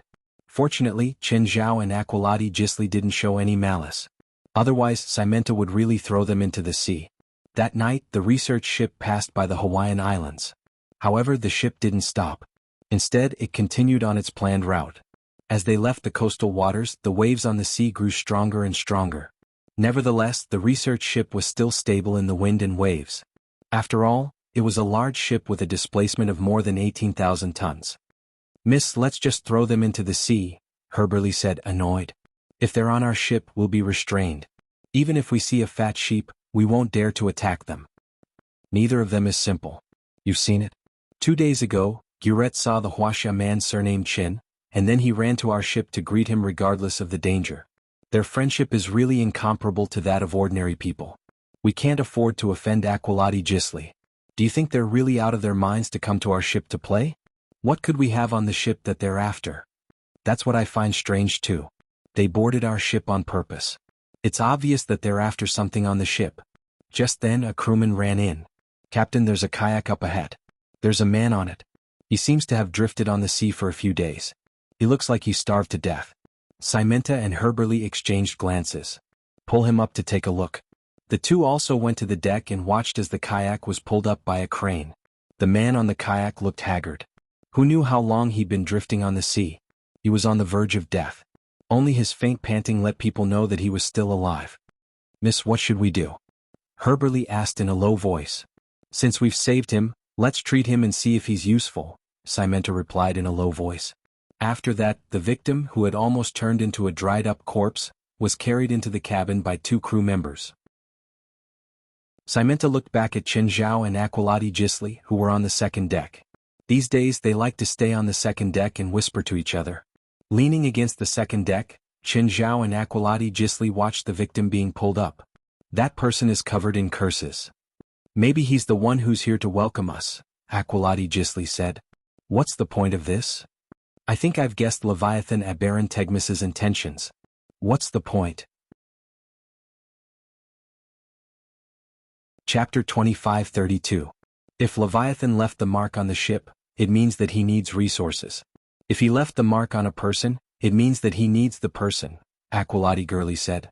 Although I don't know why Leviathan Aberron Tegmis needs Simenta, since he left a mark on Simenta, it means that Simenta is of some value to Leviathan Aberron Tegmis. But the others on the ship aren't the people he wants, so he either recycles them and turns them into low-level sources of pollution or uses them as food. Either way, he won't let them enter Demon Island's waters. Sources of pollution? Like that dying guy? He's a pathogen, Aqualati Girly said. The curse and voodoo he carries will infect most people on the ship. Those who are infected are called sources of pollution. What's the difference? Although pathogens and sources of pollution can infect others with voodoo and curses, the source of pollution is just a simple infection. After a pathogen infects others with voodoo and curses, it will absorb most of the vitality and power of the other party. People who become sources of pollution will also lose their vitality and become hungry. At this time, they need to constantly infect others, and everyone who is directly infected or indirectly infected will have their vitality flow to the pathogen. In other words, the more people it infects, the more powerful the pathogen will be. Yes. If you throw this pathogen in a densely populated area, won't it be invincible? It's not that simple. Basically, people in the spiritual world know how to deal with this kind of enemy. As long as you kill the pathogen, other sources of pollution will die too. Even if you throw it in a densely populated area, it won't really grow. Unless it infects tens of thousands of people, it won't be much trouble for most spiritualists. Qin Zhao thought about it. It made sense. Unless thousands or tens of thousands of people were all gathered in a small space. Otherwise, the pathogen wouldn't be able to infect them all at once. Moreover, indirect transmission would be easily discovered. How is he? Samantha asked. Looks like he's just dehydrated and malnourished, the doctor said. I'll inject him with a bottle of glucose first. When he wakes up, I'll arrange some food for him. Also, arrange a cabin with better ventilation for him. This cabin is too stuffy. Although Samantha heard the doctor's words, she didn't plan to do so. She did not save this person out of a sudden kindness. He just wanted to confirm his identity and maybe get some benefits from him. In fact, this logic was very simple. If the victim was in trouble on a ship, the priority to be assigned to the lifeboat would definitely be the person with the highest status or the richest person. Therefore, Samantha felt that he had some value. Samantha and the ship's doctor went out of the cabin. For some reason, Samantha felt uneasy. When he wakes up, let's confirm his identity first. If he's worthless. Ahem. I know what to do, the ship doctor said. None of the people on this ship were good people. Basically, good people wouldn't board this ship. Looks like you're also sick. Don't go to the deck to enjoy the sea breeze for the next 2 days. Cough cough. Maybe I caught a cold last night. The ship's doctor coughed a few more times. The first infected person has appeared. I want to see what happens next, Aquilati Gasly said. Let's see what happens next, Aquilati Gasly said. Qin Zhao had the same plan. However, Qin Zhao and Aquilati Gasly's curiosity didn't last long. That was because the first infected doctor fainted in the evening of the same day. That night, 2 crew members helped take care of the doctor. Then they were indirectly infected too. All this happened under Qin Zhao and Aquilati Gasly's watchful eyes. However, the 2 were very cold-blooded spectators. They had no intention of interfering. Damn it, the guy we saved yesterday seems to have some kind of infectious disease. The ship doctor treated him yesterday and he got sick. Now the ship doctor has infected the other 2 crew members, Happily said to Samantha. What do we do now? We can't keep the guy on the ship. Throw him into the sea, Samantha said, her face pale. Also wear a gas mask. Don't get infected again. Happily nodded and called for the 2 crew members to follow him. They arrived outside the cabin of the person they'd saved yesterday. You 2 wear gas masks and drag that guy out. The 2 crew members were a bit unwilling, but they had to listen to Happily here. However, the moment they opened the cabin they were both shocked. Happily, come in and see. When Herberly entered the cabin he was also shocked. The body of the shriveled patient on the bed swelled up a little. The cabin was filled with a strange mucus. The mucus intersected with each other, blocking everyone's path. Happily, do you know what's going on?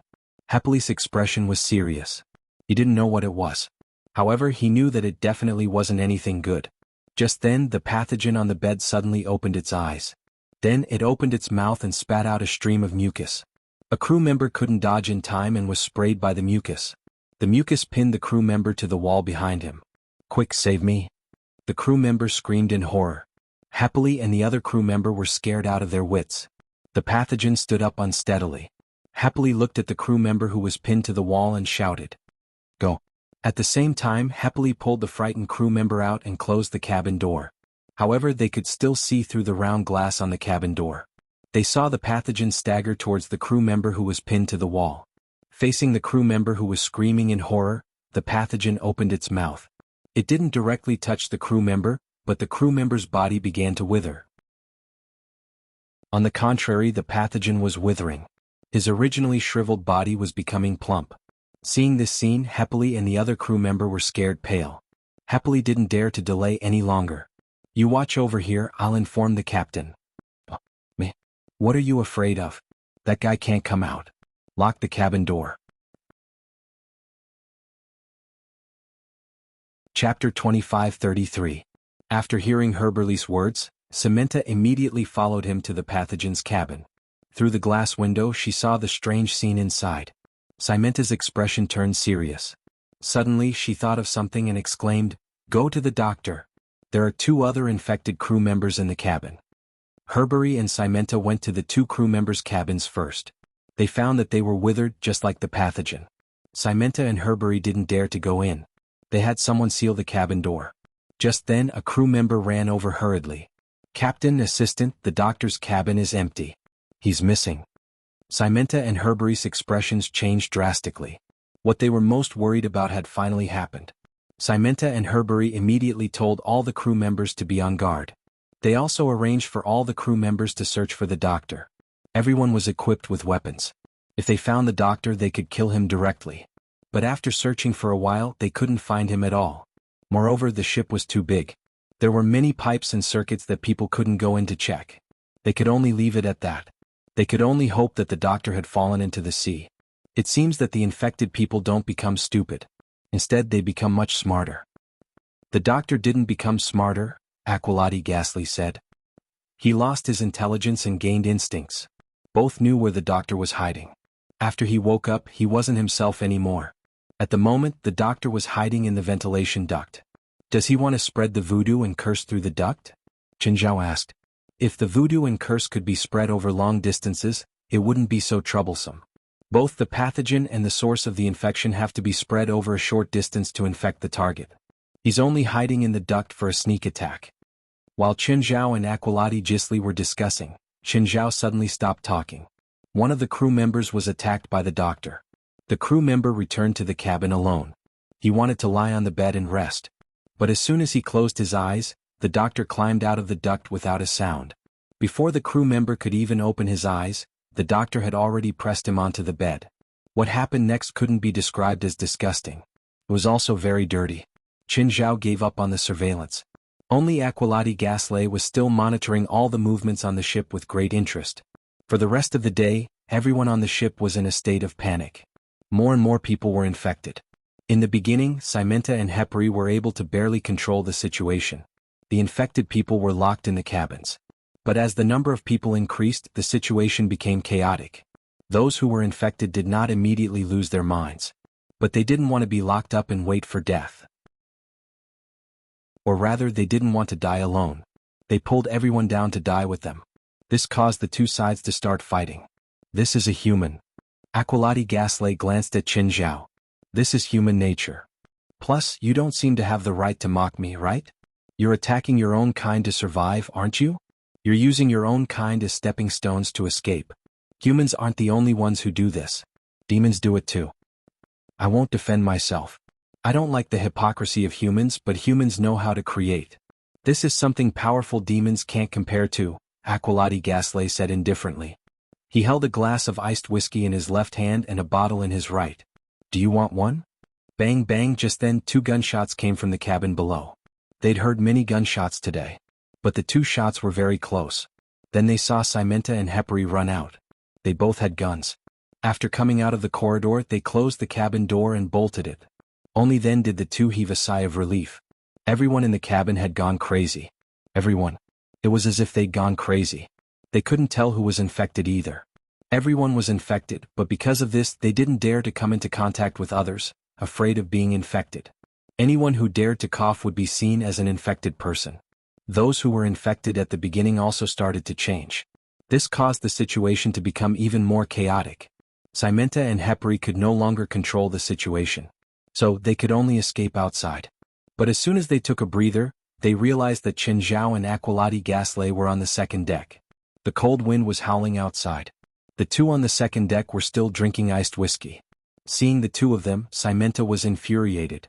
Their cabin was already in a mess.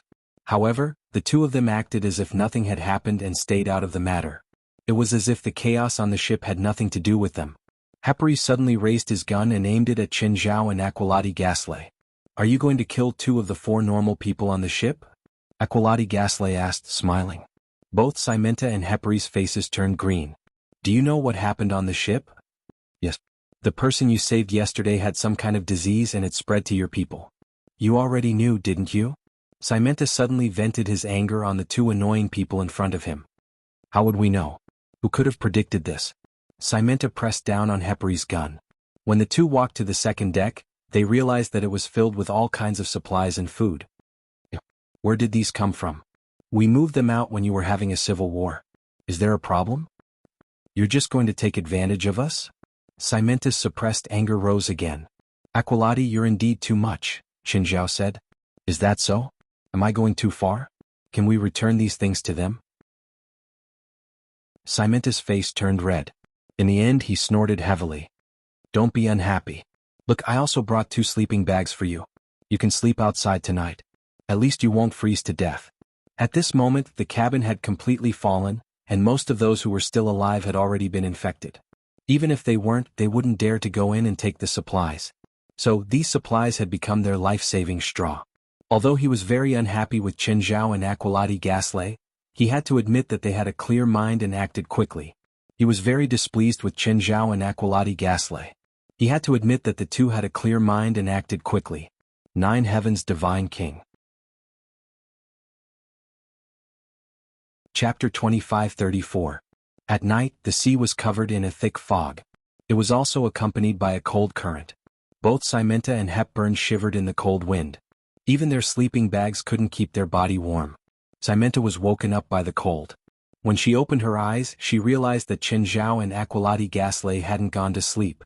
Right now, they were both sitting on a folding chair with fishing rods in front of them and drinking alcohol. Simenta was speechless. Aren't you cold at all? The two weren't wearing much. It was a foggy night with a cold current. How could they not feel cold? Even the iron railings were covered in icicles. Even Simenta was woken up by the cold in her sleeping bag. It wasn't hard to imagine how cold it was. However, Chen Zhao and Aqualati Gasly faced the cold wind fearlessly. It was too abnormal. Awake. Chen Zhao turned around and glanced at Simenta. Do you want a glass of cold whiskey? Feels great. Aqualati Gasly patted his big belly. Simenta was completely speechless. Alcohol could drive away the cold, but in such an environment, even alcohol was useless, let alone whiskey. Simenta couldn't sleep anymore. It was too cold. He couldn't sleep at all. Simenta stood up and put on a thick jacket. Where are we now? I don't know, Chen Zhao said indifferently. Do you dare to enter the cockpit? At this moment, the cockpit had long since been covered by those sticky things. Going in would only result in death. Simenta looked at Chen Zhao and Aqualati Gasly. Aren't you worried about your safety at all? Of course, but what can we do? That's right. Worrying is unnecessary, so it's better to just stay put. A while later, Hepburn woke up too. Miss, why don't you sleep a bit longer? What do you think? Simenta said unhappily. Have you thought of anything? Hepburn looked around and then at Chen Zhao and Aqualati Gasly. Then she shook her head. It was obvious that Hepburn had something to say. Clearly he was worried about Chen Zhao and Aqualati Gasly. But Hupri gave Simenta a look. Not long after, the two met at the bow of the ship. Here the cold wind was howling and the waves were crashing. They believed that their conversation would definitely not be heard by Chen Zhao and Aqualati Gasly. What do you think? Miss, this ship is completely out of control. We can't stay here any longer. The only way to survive is the submarine. Herberly pointed at the small submarine hanging on the arm. But the control stick is in the cockpit. I'll go in, Hupri said. No, it's filled with that kind of mucus. That mucus contains the virus. If you go in, you'll become like those people. Not for a while. As long as we get rid of the infected people in the cockpit, I will control the crane to lower the submarine. However, we cannot let those 2 people go up. Also, we have to find a way to bring the food up. Hepburn, you don't have to do this. Of course, Simenta didn't want Hepburn to die. Her relationship with Hepburn was naturally incomparable to that of the other crew members. She didn't care even if all the other crew members died. But she didn't want Hepburn to die, especially if he sacrificed himself for her. No, this is our only hope. Holding the gun in his hand, Hepburn looked at Chen Zhao and Aqualati Gasly on the second deck. I'll go kill them now, Hepburn said decisively. Simenta immediately became nervous. Hepburn, let's think of another way. There's no other way, Mississippi, don't say anything. Hepburn walked toward Chen Zhao and Aqualati Gasly. Suddenly he raised the gun and pointed at them. Hepburn, what are you doing? Aqualati Gasly looked at Hepburn. What do you think? I think you're joking. It's not funny, Hepburn replied coldly. Even if you want to kill us with a gun, you should at least load it with bullets. Aqualati Gasly opened his left hand, revealing a dozen bullets. Hepburn's expression changed. When you were asleep, of course, Aqualati Gasly teased.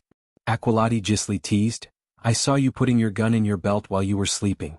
I was afraid that you would accidentally fire and shoot your penis, so I kindly put away your bullets. Aren't you grateful to me? Hepburn suddenly pulled out a dagger from behind him. He seemed to be planning to fight Chen Zhao and Aqualati Gasly. He thought that with a dagger in hand, Qin Zhao and Aqualati Gaslight definitely wouldn't be his match. However, Aqualati Gaslight took out a pistol. Ah, you lost. Hepeli's face was livid. He knew that he'd lost. Do you really think that submarine can save Cimenta? How did you know our conversation? Both Hepeli and Cimenta were shocked. The bow of the submarine was 30 meters away. The wind and waves were strong, so the sound couldn't reach them. If I said SF, would you believe me? Ah, you planted a bug on us? Qin Zhao and Aqualati Gaslight both rolled their eyes. Even an idiot knows what you're trying to do. You want to kill us and take the resources. Mr. Aqualati, please stop, Cimenta finally said. Hepeli, put down your knife too. Hepeli thought for a moment and finally put down his knife. If he had a chance of winning, he wouldn't give up on the idea. But no matter how fast he was, he couldn't be faster than Aqualati Gaslight's gun. Aqualati Gaslight put away his gun without hesitation. This action made Huperi eager to give it a try. Yo, the big fish took the bait. Qin Zhao's sudden voice gave Hepeli and Cimenta a fright. Qin Zhao pulled the rod hard and a 300-kilogram bluefin tuna flew into the air. Then it smashed heavily at their feet. Hepeli and Cimenta's expressions changed. They really didn't realize that Qin Zhao was so strong before. Even the most experienced fisherman would have to struggle for 2 hours to pull such a huge tuna out of the water. But Qin Zhao had actually lifted the fish into the air. It felt like he'd caught a small fish. His strength was too terrifying. This fish is enough for us to eat for more than 10 days. In this weather, there's a lot of ice on the hull. We don't have to worry about water at all. We can keep going without taking risks. Chapter 25-35. It seemed that their crisis had been resolved for now. Huperi turned to look at Cimenta. Cimenta nodded. She didn't want Huperi to die here either. Since they had given up on the plan, Cimenta and Huperi sat down again.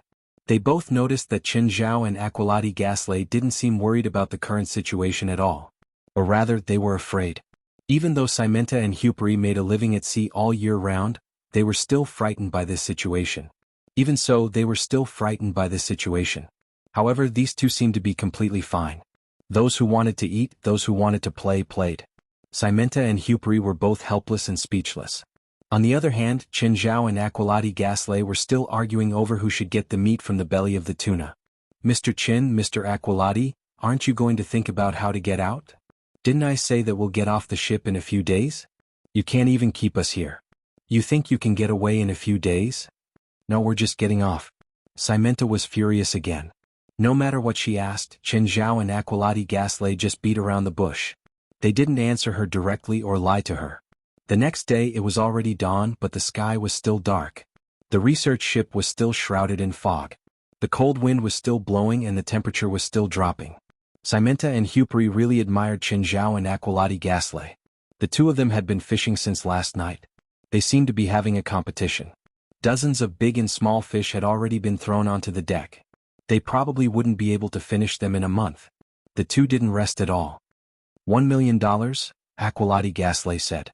Aqualati Gaslight said as he lifted his fishing rod and a fish weighing 2 or 3 kilograms was pulled out.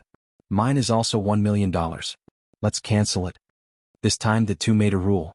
They wouldn't use magic or supernatural powers. They would just fish with ordinary skills.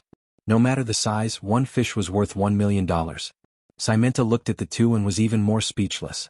The two of them were really bored out of their minds. If they were so bored, why did they board the ship? The third day, why isn't the fog dispersing? Miss, although we did not control the ship has been moving forward. We should have left this fog long ago. Have you seen this before? No. Hepeli shook his head. Logically speaking, the fog on the sea will disappear as quickly as it comes. At most, it will only last for 1 or 2 hours. The wind is strong and it will disperse quickly. I've never seen a fog that hasn't passed after 2 days of sailing. This trip is really strange, Cimenta said with a dark expression. With that, he couldn't help but look at Qin Zhao and Aqualati Gaslight on the second deck. At this moment, the two were sleeping soundly in their sleeping bags. Hepeli looked at the two of them and said, Miss, do you want to forget it? We have enough food and water on the ship. There's no need to make things difficult for them. And, haven't you noticed? Every time we try to make things difficult for them, we end up losing. That was just an accident, Hepeli said, unconvinced. Those two people have been deliberately toying with us. Haven't you noticed? So what? They're asleep now. Can they still guard against us? Just then, Aqualati Gasly, who had been lying in his sleeping bag, suddenly turned his head and looked at the two people on the deck. I heard you. Happili's face darkened. This damned old man. Happily could not do anything to the two. Although he complained a lot, he did not really mention ambushing them again. Fortunately, Chen Zhao and Aqualati Gasly had caught fish. Although they were drifting on the sea, they did not have to starve. Also, the weather was so cold that they did not have to worry about the fish rotting. They would get tired of eating fish every day though. But there was nothing they could do about it. Rather than starving, this bit of fishy smell wasn't something he couldn't bear. 2 more days passed like this. Bang. Suddenly the ship seemed to have crashed into something. Simenta and Happily hurried to the side of the ship to check. Looking down, they realized that their research ship seemed to have hit a reef. There was a huge shadow in the water. Simenta and Happili's expressions did not look good. If the ship hit the reef, they would be completely trapped here. Miss, look. Happily suddenly pointed ahead. Simenta looked up and immediately saw what seemed to be a very large black shadow in the fog ahead. An island? This discovery excited Simenta to no end. It looks like it's less than 3 kilometers from here, Happily estimated. The current wind direction and the waves aren't strong. We can reach the island with a kayak, Happily said. They already had a kayak, so they did not need to take the risk. As soon as Happily finished speaking, a kayak balloon landed under their feet. Happily and Simenta looked up. Aqualati Gasly was looking at them with a matter-of-fact expression. Blow. Why don't you blow? Happily looked at them, annoyed. You've eaten our food for so many days. Shouldn't it be time for you to make some effort? We're not in a hurry to get to the island, Happily said, annoyed. Bang. Aqualati Gasly pointed his gun at the sky and fired a shot. Simenta and Hippoly's expressions darkened. In the past few days, Chen Zhao and Aqualati Gasly had not done anything serious. Simenta and Hippoly even forgot that they had guns. In the end, Hippoly still blew. Half an hour later, the 4 finally got on the kayak. But after a few hundred meters, they realized that the shallow waters around them were all sunken ships. Some sunken ships were completely stuck in the bottom of the sea, with the bottom sticking straight out of the water. It looked like a graveyard for ships. It was quite creepy. Just then, a gust of wind pushed their boat toward the shore. It was the first time Simenta and Hippoly had stepped on land in so many days. They were so touched that they almost cried. This feeling of solidity was really ecstatic. Tegmis, I'm back. Aqualati Gasly shouted. Hey, you'll expose us if you shout like that. Qin Zhao rolled his eyes. We didn't plan to hide anyway. Plus, he probably knew when we got on the island. I don't feel comfortable here. I can't expand my territory. Of course, the whole Demon Island is within the scope of his domain. 9 Heavens Divine King. Chapter 25:36. What are you two mumbling about? Hupari yelled impolitely. Chen Zhao and Aqualati Gasly looked back at Hupari and Simenta. Simenta was confused. Was this their destination? No, they hadn't controlled the ship's direction in the past few days. No one knew where they would go. Their original plan was to encounter an ocean-going ship along the way. That way they could be saved. They had never planned to land on this island. Even now, Simenta still felt that it was a coincidence. But judging from their expressions, they seemed to have known that they would come here. At this moment, a figure swayed in front of them. When Simenta and Hupari saw the figure, their expressions changed drastically. The figure was thin and shriveled, just like the pathogen from the other day. How could there be such a thing here? Could it be that the guy they rescued that day had escaped from this island? Thinking of this, Simenta and Hupari shuddered. At this time, Aqualati Gasly walked in front of the pathogen. Then he raised his gun and stuffed the muzzle into the pathogen's mouth. Bang! How's my shooting? Aqualati Gasly blew at the smoke from the muzzle proudly. Qin Zhao rolled his eyes. I can shoot at this distance too. Be careful, Hupari warned. It's hard to kill. They were all in the same boat now. He certainly didn't want any of them to die. A few days ago, when the research ship was in chaos, he and Simenta had fought their way out and killed many infected people. These infected people were very tenacious. They could only die completely by shooting their brains. Aqualati Gasly's shot just now might not be enough to kill them. Hupari had wanted to stab the pathogen a few more times. But Aqualati Gasly lifted his foot and kicked the pathogen's head away like a soccer ball. Where are we going now? Qin Zhao asked. To Tajimus's nest, Aqualati Gasly said. I'll fulfill my promise first. What? All his treasures, of course, said Aqualati Geisley. Qin Zhao smiled brightly. I like it.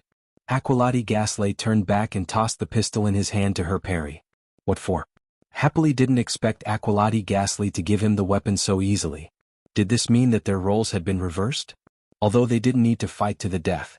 But he could not understand Aqualati Geisley's thoughts at all. He would never give the initiative to someone else. However, neither Qin Zhao nor Aqualati Geisley took it to heart. The two of them walked in front. Simenta and Huperi exchanged glances and followed them. Why isn't anyone stopping us? Didn't you say that Tegmis had already discovered us? He may be dealing with other enemies, maybe the psionic team, Aqualati Geisley said. Qin Zhao's territory was now only 1,000 meters in diameter. It couldn't expand any further. This was because he was now in the domain of others. Therefore, he didn't know the exact situation of the island. The island was much larger than they'd imagined. There were no enemies to stop them along the way. Looks like Tegmis is in a lot of trouble, Aqualati Geisley said gloatingly. Walking out of the beach, there was a dense forest ahead.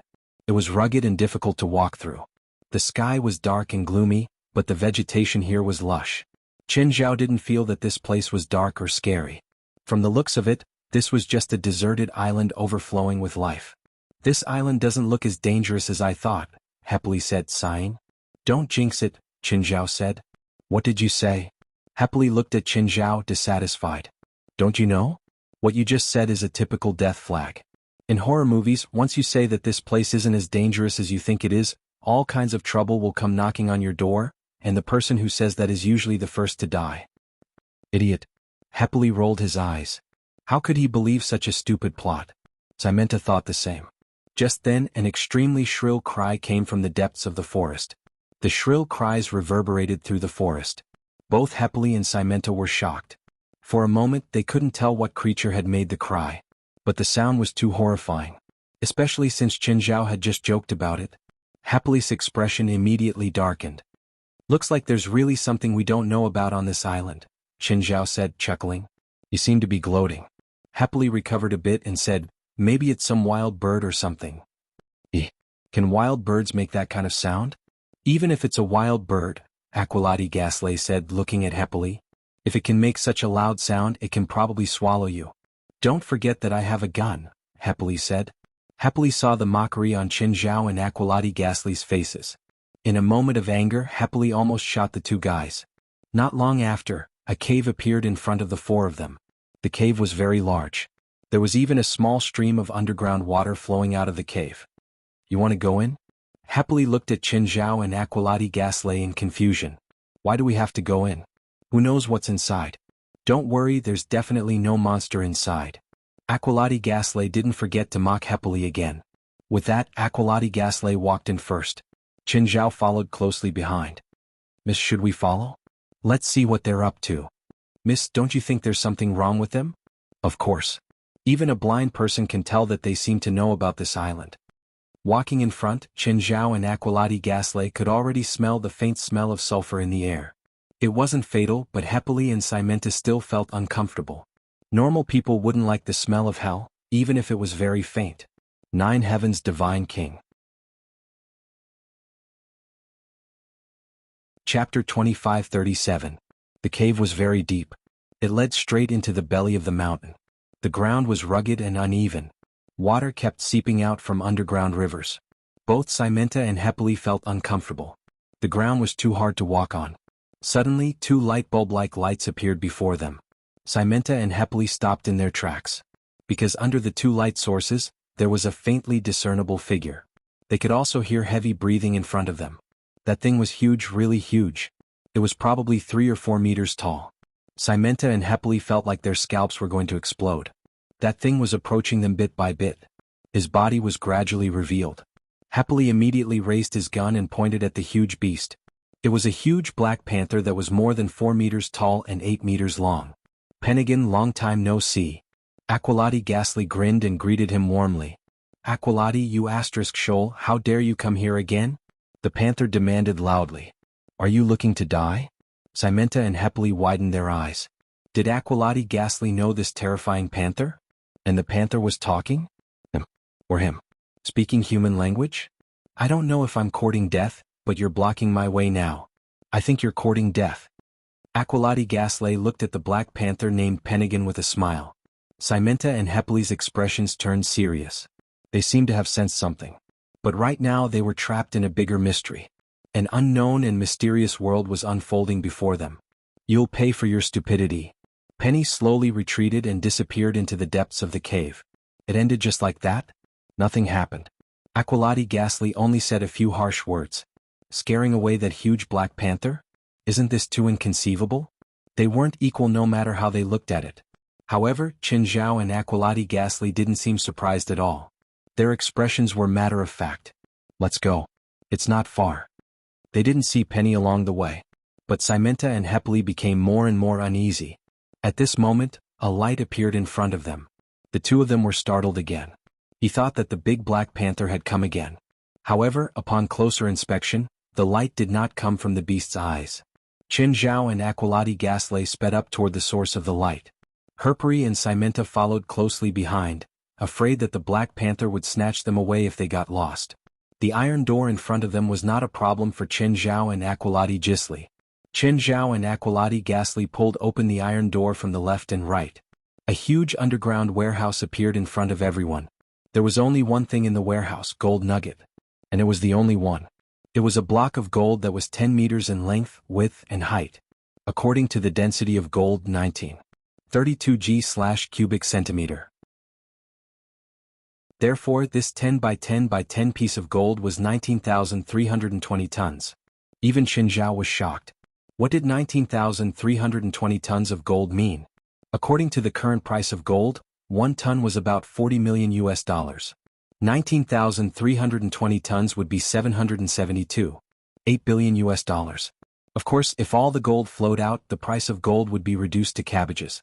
If he paid taxes according to the normal procedures, Qin Zhao might get less than 1/10 of the current market price in the end. Looking at the gold before him, Qin Zhao was both excited and conflicted. What do you think? Isn't this a big gift? Aqualati Gasley asked. Qin Zhao swallowed. Big. Not only Qin Zhao but even Simenta and Herperi were shocked. However, Simenta and Herperi doubted that Qin Zhao could take it away. Gold was too heavy, and such a large amount of gold could only be transported by superfreighters in this world. Moreover, the gold had to be cut before it could be transported. If it was just a square piece, how could it be delivered to the ship? Even if there was a way to do it, if it was placed on a freighter, it would directly create a hole in it. They could not help but care about something that had nothing to do with them. What else? I don't want gold. It's somewhere else, but it won't be as smooth as here. Let's go. Show me my property. 4 people appeared at the entrance at the other end of the huge warehouse. They had different body types. One was tall, one was short, one was fat, and one was skinny. Lord Aqualati, long time no see. I didn't think we would meet under these circumstances, the tall man said. The tall man spoke. He was polite to Aqualati Gasley. Are you going to block my way? No, I'm here to take her away, the tall man said, pointing at Simenta. It was always the tall man who spoke. The short, fat, and skinny ones all had different expressions, but their eyes were very nervous. Her? Aqualati Gasley pointed at Simenta. Simenta and Herperi immediately tensed up. Is she very important to Tejimis? Aqualati Gasley asked meaningfully. The expressions of the 4 people gradually froze. Lord Aqualati, we won't stop you. Can you also help us complete our mission successfully? Then you should know that I'm not here as a guest, right? Boom. Suddenly, the wall in front of Qin Zhao's group was smashed into pieces without warning. A gigantic and terrifying body crashed into them. This was a giant dragon covered in cuts and bruises. Tall, short, fat, thin, and Tall didn't even have time to react before they were crushed under the huge dragon's body. At this moment, Simenta and Herperi were dumbfounded. What was going on? What the hell is this? It was almost 100 meters long. That was enough to shock anyone. The dragon, covered in wounds, could barely support its body. Then it looked at Qin Zhao's group. Mr. Qin? Why are you here? The dragon asked in surprise. Simenta and Herperi were completely dumbfounded.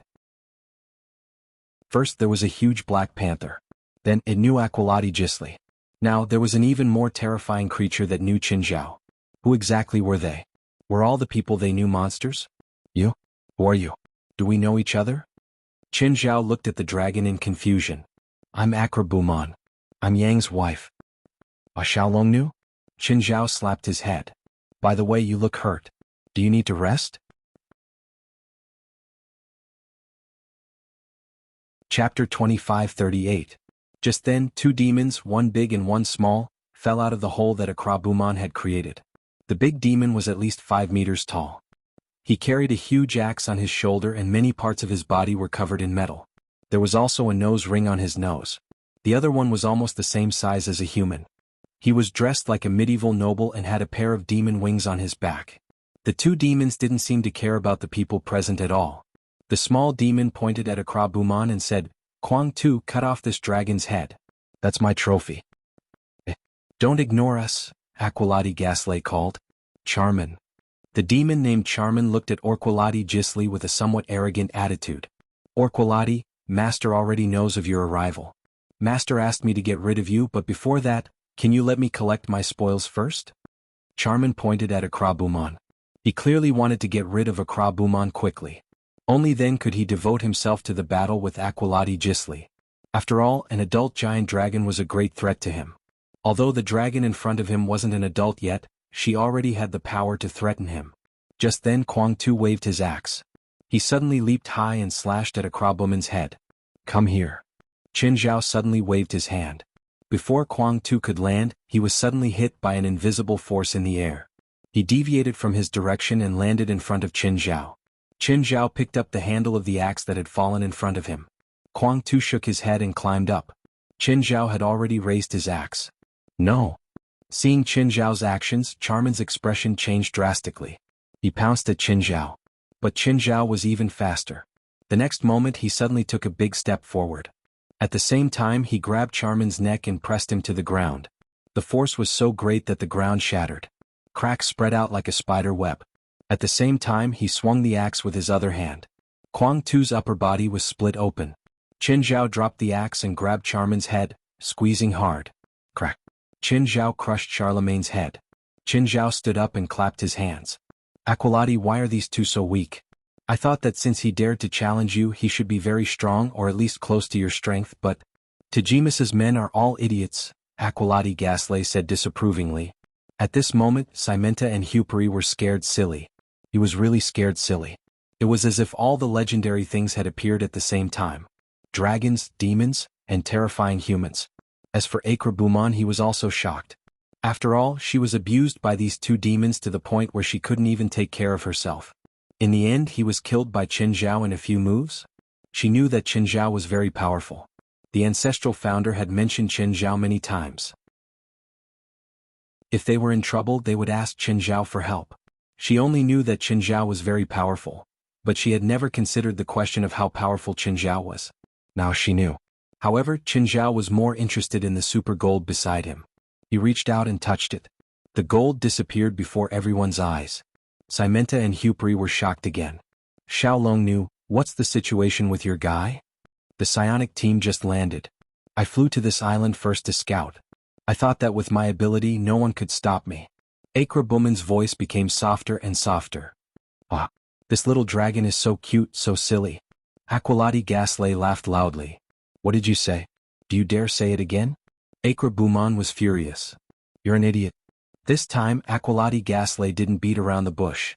He scolded directly, "Idiot, idiot, do you understand? You're asking for death," Akra roared furiously. "Asking for death? You think you can do it? Little guy." "Alright Xiaolongnu, don't be so rash. You'll ruin my beautiful image," Qin Zhao said comfortingly. "Plus, you really can't beat him." "I don't feel anything different from him. He's just a human, an ordinary human. What do you think about me? Do you feel anything from me?" "I don't feel anything special either." Akrabuman looked at Aqualati Gasley hesitantly. "Who is he?" "He calls himself the Great Demon of the North Sea." "Yes, the Great Demon of the North Sea from Greek mythology." Simenta and Huperi thought of the Great Demon of the North Sea. Then they compared it to the fat old man before them.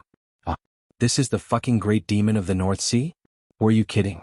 But Akrabuman didn't plan to continue fighting. She knew that it wasn't the time for internal strife. Qin Zhao and Aqualati Gasley walked to the opening that Akrabuman had made. They realized that they were halfway up the mountain. Below them was a bottomless cliff. On the coastline in the distance they could see a few landing craft docked. At the same time there were also some people fighting. There weren't many people participating in the battle, at least not on the coast. But the sky above the island was already a mess. The sky was filled with demons, but they were fighting each other. What's going on? Internal strife? Aqualati Gasly was both surprised and happy. He didn't know what was going on, but it was undoubtedly the best news for him. He guessed that another commander under Tejemus had betrayed him. Idiot, that's the demon army summoned by our ace, Master Belster. What? Aqualati Gasly was also shocked. After careful observation he could barely tell the difference between the two demon armies. But it seemed that Master Belster's demon army was even larger than Tejemus's. The number seemed to be increasing too. He couldn't understand. Who could summon such a large demon army? He couldn't understand at all. Ignorant, Akrabuman said in disdain. Aqualati Gasly was infuriated by Akrabuman. Pointing at her, he asked, "Chin, can I kill her? You can't offend her elders. Isn't it a dragon? Unless the Dragon Emperor comes to kill me." "No, not the Dragon Emperor. It's the Celestial Master of Mount Longhu. Zhang Tianyi, can you afford to offend him?"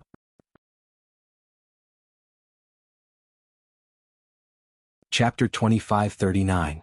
Perhaps Dragon Emperor was stronger than Zhang Tianyi. But the problem was that Dragon Emperor didn't see him in the outside world. But Zhang Tianyi was different. If he wanted someone he could fly over to the Pacific Ocean with a sword. That would be a piece of cake. Hearing this, Aqualati Gisli's face looked like he'd eaten shit. But soon, his attention returned to the battlefield above Demon Island. The psionic team had a large demon army, but they weren't strong. However, their strength was generally not strong. Although there were many mid-level demons, only one of them had a demonic domain.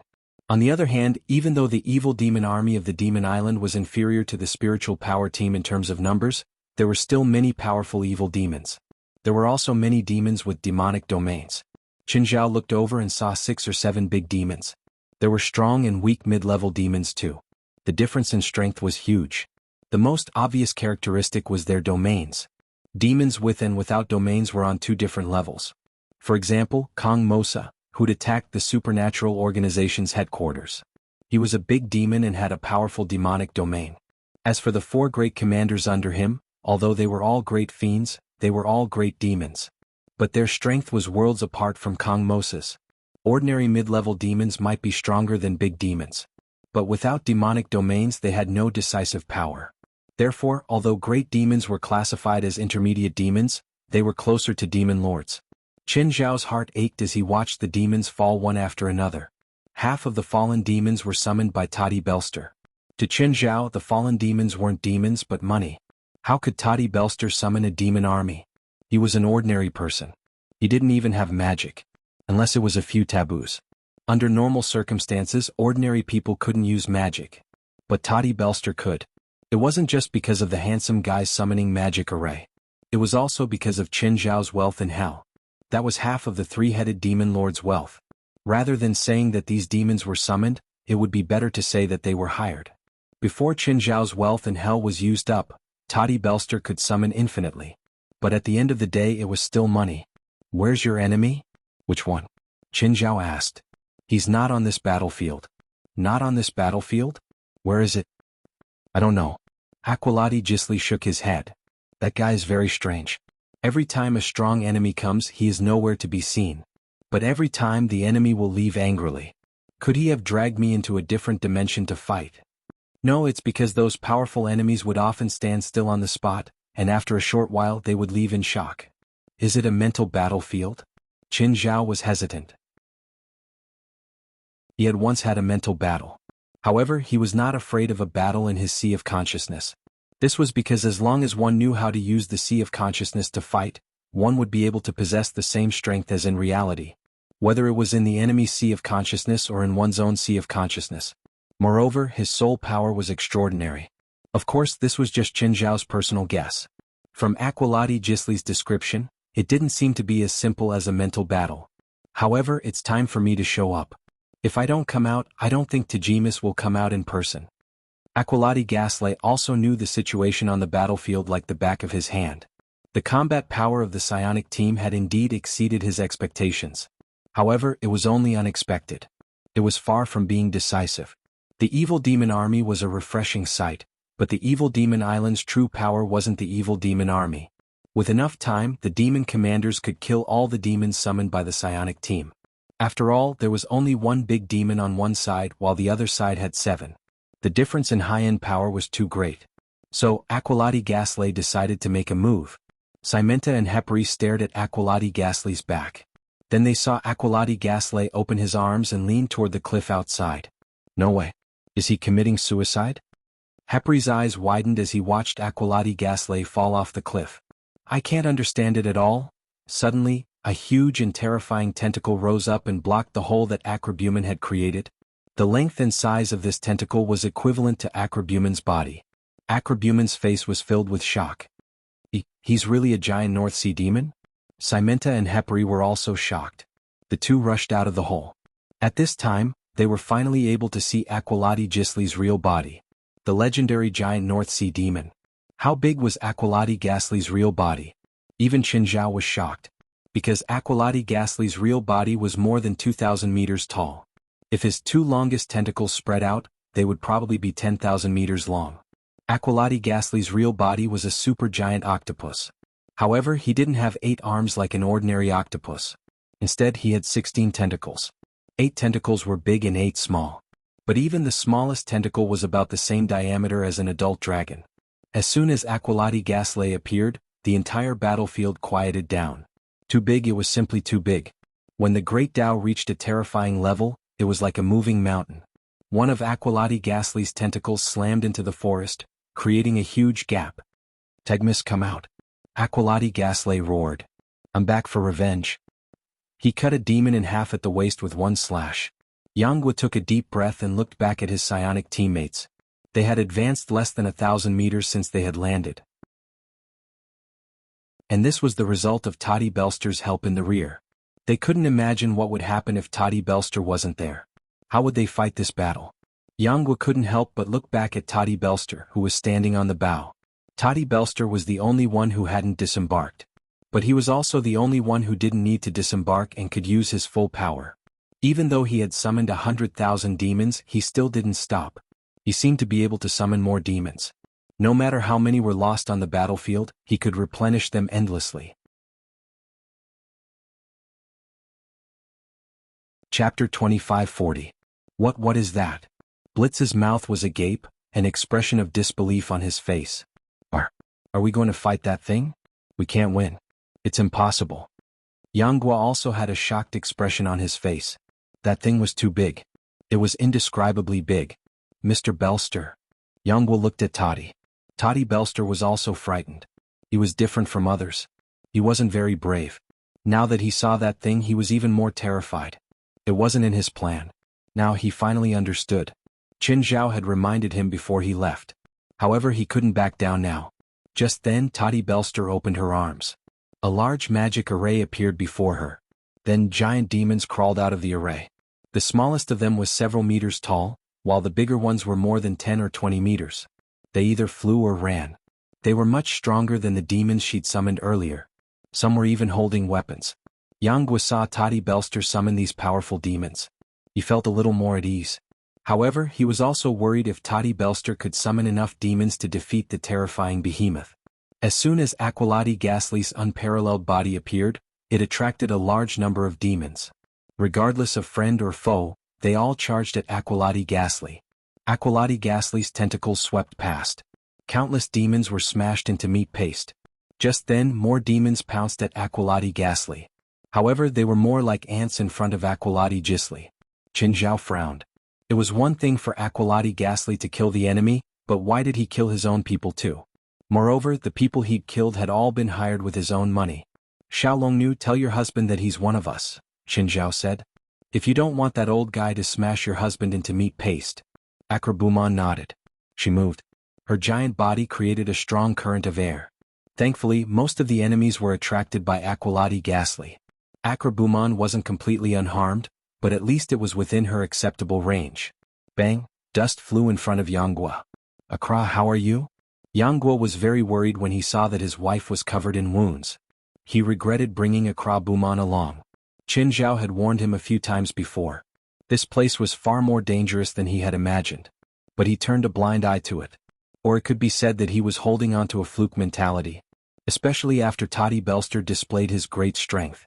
He also felt that they might not necessarily lose in this expedition to Bermuda. "Hubby, that big guy is one of us. Tell Master Belster not to attack him." "What? That big guy is one of us? How could this be? When did we ever have that kind of ally?" Akra Buman looked anxious. There were some things she knew, but she definitely couldn't say it in public. She knew about Qin Zhao and Yang Guo's relationship, but if she said this in front of everyone, then the relationship between Yang Guo and the psionic ability team would collapse.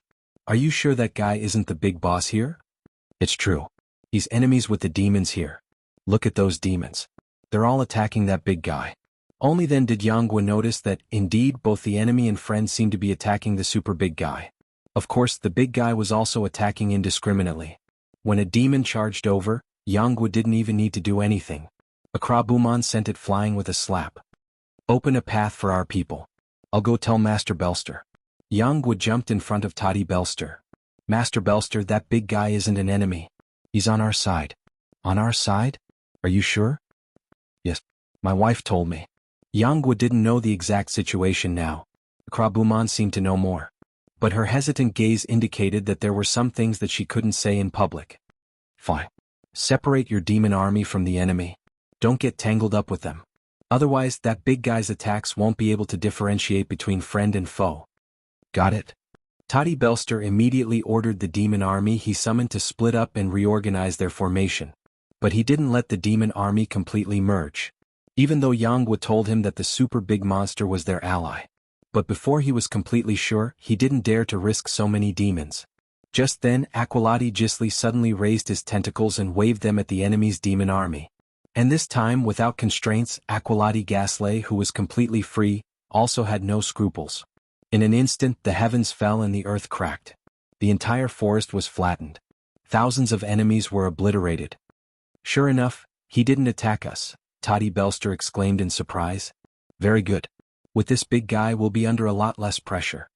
After confirming that the big guy was on their side, it wasn't just Toddy Belster who was more confident. When Yang Guo passed the news to the others, they all felt the same way. Originally, they thought they were dead for sure. They didn't expect things to turn around. The super big monster was actually on their side. Blitz even thought there might be a chance to rope the super big guy into the psionic team. Leaving that aside, Aqualati Gisli was in trouble. The 7 devil commanders locked their eyes on Aqualati Gisli. These 7 great demon commanders all had their own domains. Moreover, they were all powerful demons second only to Leviathan Abaran Tegmis. None of the 7 demon commanders were easy targets for Aqualati Gisli to kill. Suddenly, Aqualati Gisli aimed his mouth at the sky. Puff! A jet of black ink shot up into the sky. The black ink didn't attack any demons. And this kind of attack hardly hit anyone. But after the black ink shot into the clouds, black rain began to fall from the sky. In an instant, a large number of demons fell to the ground. It was another indiscriminate attack. Chapter 2541. Those who couldn't put up a magic shield, had nothing to hide, or had low poison resistance all fell. But it was indeed useful. Half of the demons were gone in an instant. Of course, the psionic team was also affected. Akra Buman used her dragon wings to block the poisonous rain for Yang Guo and Toddy Belster. Dragons had high poison resistance. In fact, dragons were resistant to almost everything. Damn. Is that monster really on our side? Save me. Save me. Aqualati's move successfully made 3/4 of the psionic team lose the ability to fight. In fact, not only did they lose the ability to fight, but they also lost their lives. Akra Buman was also shocked. She also didn't expect Aqualati to use such an indiscriminate attack. "Aqualati, we know you too well," a demon leader said. "This means nothing to us." None of the 7 demon leaders were hit. After all, they'd once been colleagues. So they knew Aqualati Gisli. Just like how Aqualati Gisli knew them. "Really? Do you really know me?" Aqualati Gisli sneered at the 7 demon leaders. Just then, the poisonous rain began to evaporate. The air was filled with black poisonous gas. "Be careful, don't breathe it in." The 7 demon leaders warned each other. The evaporating poisonous gas covered a wide area. Several mountains were enveloped by the gas. Regardless of whether it was plants, animals, or demons, most would not be spared. The deeper they went, the thicker it got. They couldn't even see their own fingers. Suddenly, a huge black shadow reached out from the poisonous gas. Bang! With a loud bang, a demon commander was struck and fell into the range of the poisonous gas. Then it never came out again. What? Oh. How is that possible? Where did that tentacle come from? Aqualati Gisli was right in front of them. He hadn't moved just now. Everyone had seen his entire body. Logically, he couldn't have ambushed them. But why did a tentacle come out of the poisonous gas? Qin Zhao was also surprised. As a bystander, he saw more clearly than the demon leaders. Aqualati Gisli indeed didn't move. At least his body didn't move. But why was there a tentacle in the poisonous gas?